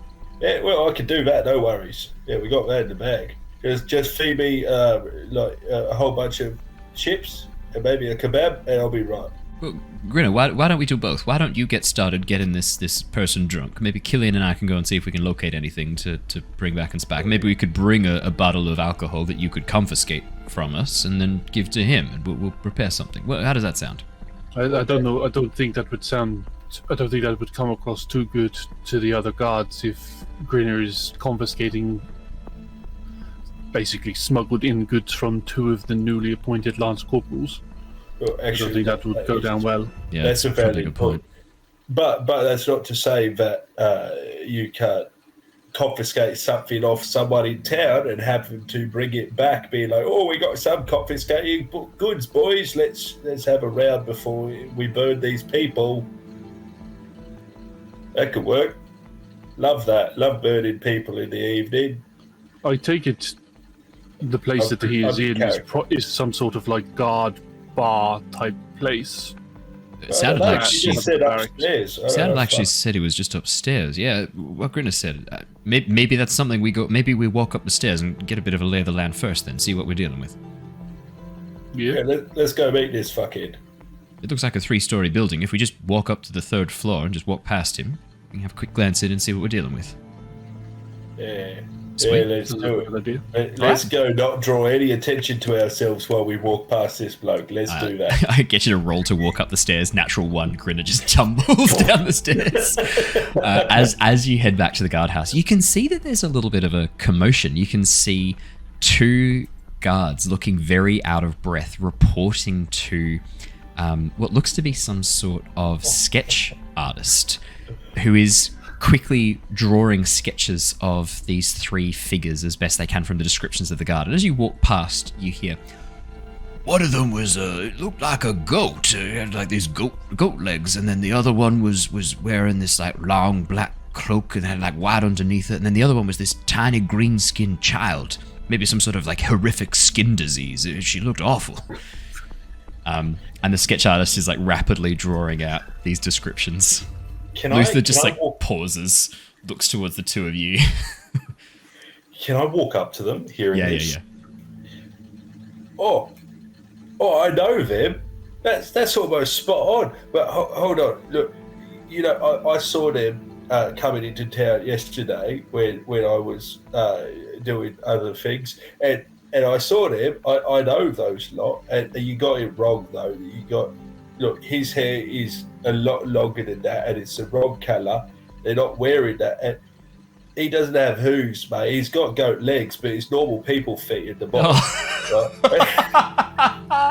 That's. Can you imagine, like, oh my god, can you imagine like the bent back legs of a goat and then these like flappy people feet, just like slapping on the ground, but like the bent knee as well. Oh, that's horrific. That's nightmare fuel. As you go to talk, one of the guards, the younger one, he goes, "No, that's not what they look. No, the hair was blonde, and then he had goat hooves. I swear." Yeah, look, no, you're not right though. I know them. I've seen them in town. The sketch artist kind of pauses and looks between the 2 of you. I point very pointedly at my Lance Corporal badge. The woman notices the badge, looks back at the younger guards, looks back at you, and you watch as she very carefully erases the goat hooves and begins drawing the flappy people feet. Oh my god, amazing. And I'm going to pat the guy that was giving the descriptions on the shoulder and say, "Look, mate, where you've been doing it as long as me, you'll get the hang of it, right? Descriptions can be hard in the moment. It's easy to get shit mixed up." He sort of gives you a bit of a look and goes, "Who are you?" "Oh, mate, I'm the new Lance Corporal. I've just been signed on. I'm here to help with all this bullshit for this evening. It's Grinner. My name's Grinner." He sort of nods, looks down at the sketch artist, looks back at you, gives a very half-hearted salute, and then wanders off. Hold on. Oh, whoa. What the fuck was that? Come back here. He pauses, turns around, looks at you and goes, "There a problem, sir?" Yeah, that's Corporal, mate. What the fuck was that? Attention, dickhead. Can you make me an intimidation check? I can. How intimidating is Grinner? 21! Fuck me. You just... He does the most impressive salute of his right. Sorry, sir. I think I got my descriptions wrong. Sir, yes, sir. Yeah, I think you did. Did I tell you that is at ease, mate? He lowers his hand cautiously. No, he does not. Put that fucking back, mate. He goes back into the salute again. Who trades you lot round here? What the fuck is that? Right, boots together, lad. Come on, we're doing this right. He looks down at his feet, which are together, and like shuffles a little bit closer so his knees are now fully together, and he's crushing his testicles into this vice-like grip between his thighs. I get as close to his face as I can without touching noses. Oh my fucking And God. I just whisper, boots fucking together, lad. Sir, sir, I can't get them any closer together, sir. Right. Where are you stationed this evening? Southgate, sir. Yes, you fucking are. All right. Good lad. Fuck off. Oh, hang on a moment. Hang on. He stumbles and then trips as you go. Hang on, as he goes to take his legs apart and goes to step, and then you go, hang on. He stumbles, spins around, and goes, "Sir." I think what you might need to do is there needs to be a little bit of a punishment for the insubordination that you showed a little while ago. Does he have any weapons or anything on A his cudgel at his person? waist. I want you to take that. You take your weapon. He takes it out. I want you to raise it above your head. He both hands. raises it up. He raises the cudgel up with both hands above his head. And I want you to do 3 laps around the guard post area before going back to your position. Sir? What, was that a fucking question, lad? No, sir. Not Yes, sir. on. Sir. No, sir. Yes, sir. That's No, now sir. 5. He takes off. Oh my God. That's very reminiscent of an experience I had personally, so I thought that in on the end. Accuracy. Oh my God. The sketch artist kind of pauses, looks up, and goes. She like squints a little bit through the glass and goes, "Are we sure about these goat legs? It doesn't seem to make any sense. Was it maybe furry pants?" Yeah, hold on. Can I see that? She holds up the quick sketch pad she's been doing. You can see 3 wanted posters, wanted for questioning by the Baron. Right, I'll take this up the chain. Don't worry about it. I'll make sure that upstairs. I haven't finished them. Sorry. Yeah, look, I It's know Corporal these lot, and I know that is a pretty close description as is. That's close enough. Love. I'll take it from here. Give me that. Did you want me to make copies, Lance Corporal? This was not a fucking question, love. How many times do I need to take? It's not a fucking question. Give me the pad. With all, Give me the pad. she looks at her drawing pad and goes, "No, I'm not giving you my drawing pad. I'm not part of your chain of command. You can order me about, but I am here as an artist, serving at the pleasure of Amelia. And no, I'm not going to give you my pad." I happen to know Sergeant Amelia quite well. Now, you don't need to give me the whole pad. Just give me the page so I can take it upstairs, love. I'm trying to save you doing the job. You're holding the wanted posters. She like looks down at the book because you said you grabbed them and I thought I heard you say you I've grabbed already them. got 'em. You just looked down and you got the pages. Am I making copies still? Like I thought. No. Look, leave it with these 3. That's good enough for now. Have you been requested by Amelia to make? No, it's just standard procedure. Well, yeah, but we don't need the copies yet, right? Because I know these lots, so I'll take it upstairs and I'll give the descriptions, and then we'll go from there, right? Stop getting in the way.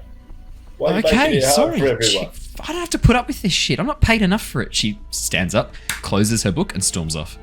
Cheers, love. See you later. Nice. I do not see that biting us in the ass later on. Luther kind of like looks and goes like, he sort of like taps his forehead a little bit, taps his temple, and like brings his hands down to his chin, looks and goes, Maybe should we tell her she's fired or something? Like, maybe we can solve this problem by just telling her we don't need her anymore. Hey, love, come back. No. She begins walking back. What? If you come for an apology, I'm not accepting it right now. I'm too angry. We've just spoken with the higher-ups, love. We don't need your services no more. What? What the I fuck? think we don't need your services anymore for the moment. Thank you very much for the fantastic descriptions and artwork that you have taken for dealing with the insubordination of one of our underlings, and we will speak to Amelia about you receiving something a little bit extra for the miscommunication that there has been between ourselves and you. So am I working tomorrow or not? What's going on? Yes, you will be. It's a bit of a miscommunication between my fellow Lance Corporal and everybody else. You are not fired or anything like that. It's just we do not require your services anymore today. That is all for this particular incident. That is Luther nods and goes, festival holiday, special day off for all your hard work previously. Yeah, paid leave. Yeah, that's what I was saying. We don't need you anymore because you're on paid leave. Whoa! Off your As you can tell, pointing to Grinner's face, he's been through the wars a little bit, so you'll have to excuse his approach to people. Several. I've been through several, and I get really close. She backs off. She does not want to be close to you. They tried to hang me. In a different place, not here. I tell you what, miss, and I'm gonna give her 10 gold. That is just a forward payment for the moment. Please ignore my friend. 10 gold. 10 gold vanishes. It just disappears into a coin purse. She nods, smiles, and goes, "Pleasure doing business with you. I'll see you lot tomorrow then." Yes, see you tomorrow. Lovely to meet all of you. Shame we didn't get a chance to get to know each other, and I've learnt nothing about any of you. Goodbye. She turns and begins walking away. Right, well, I think that went really well, and I start shoving the wanted posters in my bag. Luther pats you on the back, Killian. That was quick thinking, Killian. Very nicely done. I said, thank you. Let us take our friend to his quarters to make sure he gets some sleep, just in case there's anybody else around. The yard is mostly distracted. It looks like the changing of the guard has mostly occurred. So from what you can see, it only looks like there's a small contingency of guards, but they're like over in the town square away. Yeah, apart from the one who's done. Actually, at this point, he begins sprinting past, holding the truncheon above his head. You can see that. Sorry, the cudgel. You can see that it's starting to droop a little bit. So it's like probably not full arm's length extension. Probably like bent elbows. Maybe I'd say 30 centimeters. Do you want more laps, boy? No, sir. Get that thing above your head. Holds it up straight and begins running even faster. I will not speak back to my superiors. I want you to shout that as you're running. You hear echoing from around the side of the building, "I will not speak back to my superiors. I will not speak." As he runs around the side of the building, vanishes from view. Now, before he comes back, let's quickly get upstairs. As the three of you head inside, the ground floor of the guards' offices, the guard tower seems to be fairly quiet. The room where Amelia's office is, you can actually hear her voice coming from inside of it, talking quite animatedly. You're not sure who to, but from the sounds of it, potentially the scribe, because you hear, "Yeah, fucking head downstairs and get to work. I don't care what you have to say about what the Baron wants. I'm telling you that this is more important now. Would you rather that you're doing all of this shit while the festival's going on? Or would you like to be actually analysing our ability to hold a proper fucking formation while the Baron's out there in the public?" There's a moment of silence. She goes, "Great. Well, follow me then. I'll take you downstairs." And as she walks out of the offices and sees you guys kind of standing there beginning to head up the stairs, she gives you like this intense stare through her eyebrows, looks at you, looks up at the stairs. There's a pause as she sort of realizes what might be going ahead, an imperceptible nod, and picks up the pace. "Well, come on, quickly, head downstairs, come on," as she begins leading the auditor down the stairs.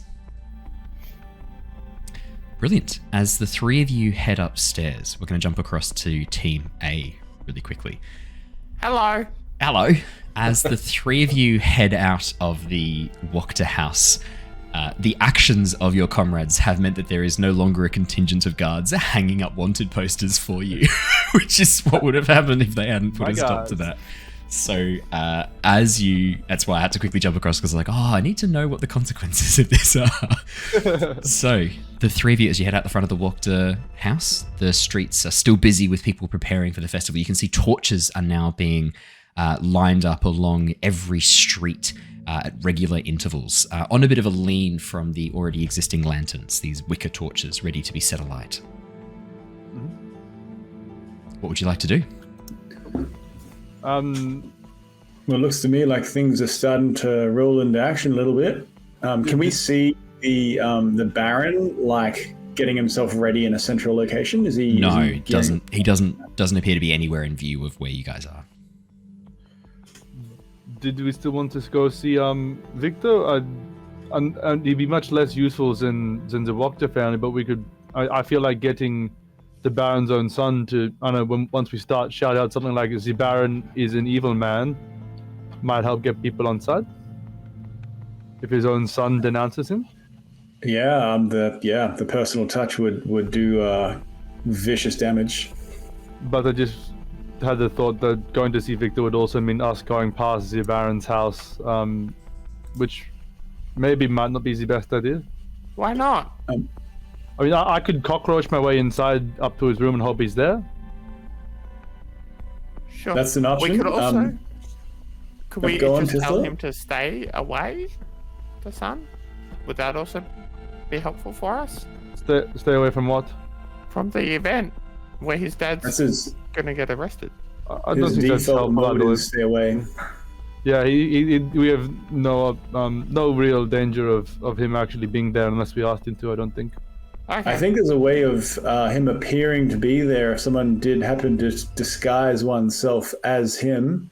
I know what he looks like, and I have a certain ability, so that's also an option. Yeah, let's just do that. That's a much easier way of doing that.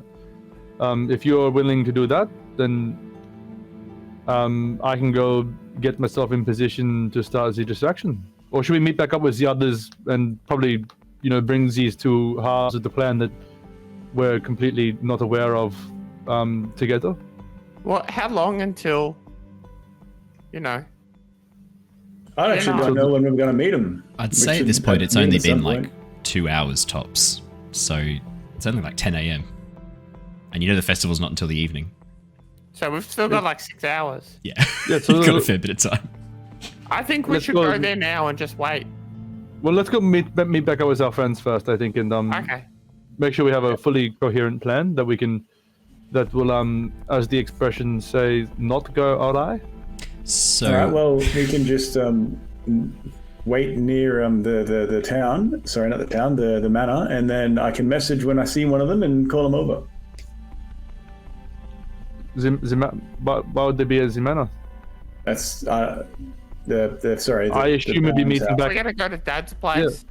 I assume we'd be meeting back as the church without the church makes a lot more sense. Yeah, you're definitely right. I assume that's definitely something that we agreed to do before we would have left and departed with different goals. We definitely would have organized a meet-up point.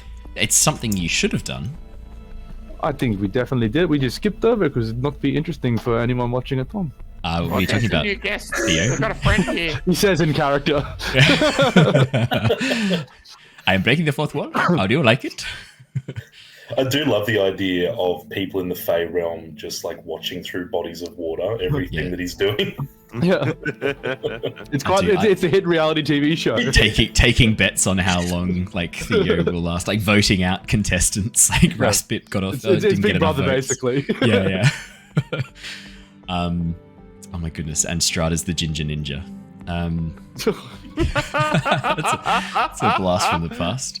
All right, brilliant. Well, let's jump. That in a long time. Let's jump back to Team 1 then. As the three of you head upstairs, the narrow staircase leading to the upper floors of the guard tower. The second floor is actually rather small. You can see that from the staircase landing as you get to the top of the stairs, there's two main rooms, but they're not separated by doors. It's just a wall that splits these two rooms in half. One of them looks to be some sort of lunch area. You can see where there are tables and chairs set up and food on display, as well as what looks to be facilities to make tea, as well as like fill up water and things like that. Next to it, a smaller room off to the side, you can see is what looks to be some sort of office. Paper is strewn across the desks and the floor. A bookshelf is overflowing with folders. Sitting in the midst of this chaos is an older gentleman, receding hair speckled with grey and white, as well as quite a large bulbous nose that's very red, with these splotches of red coloration across his cheeks and forehead. He seems to be squinting through quite inflamed eyes as he sips at a large pewter tankard. As you begin walking up the stairs, he's sort of facing off to the side as if looking out one of the side windows, just sipping at this pewter tankard. He lifts up a piece of paper absentmindedly, squints at it a bit, moves back, moves in, tries to get it in focus, then goes, whatever, chucks it on the floor with the other piles of paper before taking another sip. No one else is on the second floor with him. Can I lean into the other two and just say, look, it might make sense for us. We need a reason to be in there, right? What if what was her name? Amelia sent us up to meet and greet with the higher ups, see the entire chain of command. I don't know, something like, we need a reason to be in there, right? Yeah, that, or we are just getting used to our surroundings after our new posting. So we're just looking around. Yeah, just getting familiar with the settings. This room looks like some sort of eating/mess area for the rest of the guards, so it could just be that we've come up here to have a bit of a break before we carry on with our perimeter sweep. Yeah, all right. Yeah, that makes sense. Can I look around the mess and see if there's any? I would imagine they probably don't. Do they have like alcohol for sale or anything like that for people who are off duty? You've muted yourself, Owen. I think you're muted, Owen. Thank you. There's nothing just like obviously in position, like sitting out. But if you were to have a bit of a look around, do you want to make an investigation check? Just so you know, it will require you stepping up onto the landing, have a bit of a look through the mess hall. Yeah, I think that checks out with what we're looking at doing anyway, which is just kind of checking the area out. So, brilliant. Yeah, I'll do that. Hey. Oh, so good. Is that a 0? Yes. Oh my god, it's a natural 1 minus 1. Grinner, as you walk up the stairs and go to step onto the landing, it's gone. You begin tumbling. Full face first. No, only because I said that before. It was pretty funny. As you get up to the top floor, you open the first drawer you see, one of the cupboards that's positioned underneath a water barrel, and sure enough, inside you find a bottle. It's tinged a little bit of a greenish colour, but surely this is where the alcohol's kept. As you pull it out and give it a slosh, it's actually mostly full. Well, that was easy. Pull the cork out, have a whiff. Yeah, as you go to whiff it, there's a moment where you can catch a scent, and then your sense of smell almost seems to shut down a little bit. But probably that just means it's really good. Well, if we're going to give him anything, it'd have to be this one. That looks like a special lot. I'm going to hang on to that. I'll put it in my bag. Cork back in first, I'm guessing, though. Yeah. You cork it, put it back in your bag. Can you please put cleaning fluid in brackets, nice, delicious alcohol, please? Straight up Drano. Yes. Fantasy Drano. Oh my god. Oh, well, and I'll walk into the room behind Gwen and go, oh, so this looks like the eating area. This is, I'm saying it loud enough so that anybody can hear me. Should we set up a spot to sit and eat now, or do you think we should do a quick another sweep of the area, Lance Corporal? I think we've got a little bit of time up our sleeve before we're supposed to start on duty. I think that we should have a look around this entire area and check it all out first so we can be acclimatized to our space. Yes, this sounds very good. I'll lean in and go, you know that was a very big word, don't you? Oh, very? Very, yes. I'm sorry. I just noticed that you... Carry on. Now that move was away. that was at Start least walking like around. that was at least 4 syllables there, Grinner. It was pretty impressive. Very. No, acclimatized. Fucking... Oh, yeah, look, every now and then I get them out right. They're all in here, right? But I've been knocked around a lot, so I can't always get the right words out. Well, yeah. I think it sounds like a good idea. I think let's have a moment to just get our bearings, and then we'll head back out on duty. Yeah, all right. Yeah, I'm going to look around some more. And I'm just going to walk straight to the guy's office. As you step in, the figure turns and looks up towards you. What do you want, eh? What are you doing in here? What do you want? I go full attention, same as below. That's Corporal Grinner, sir. You lot. Is that how you address your captain, is it? Yes, sir. Well, I think we could probably do a bit of work to tidy you up, your appearance, but why is there 2 of you? What the fuck are you doing, eh? As he's like squints at you and sways a little bit. I'm going to check and see if Killian's come up next to me or if... No. Nope, I'm in the other corner, just having a little wander around. Can you stand... what you're doing. Having a listen. Can you stand still? Fucking Lance Corporal, whatever your name is. Just stand still for a moment, please. Stop swaying about like that. Sorry, sir, and I will begin to sway.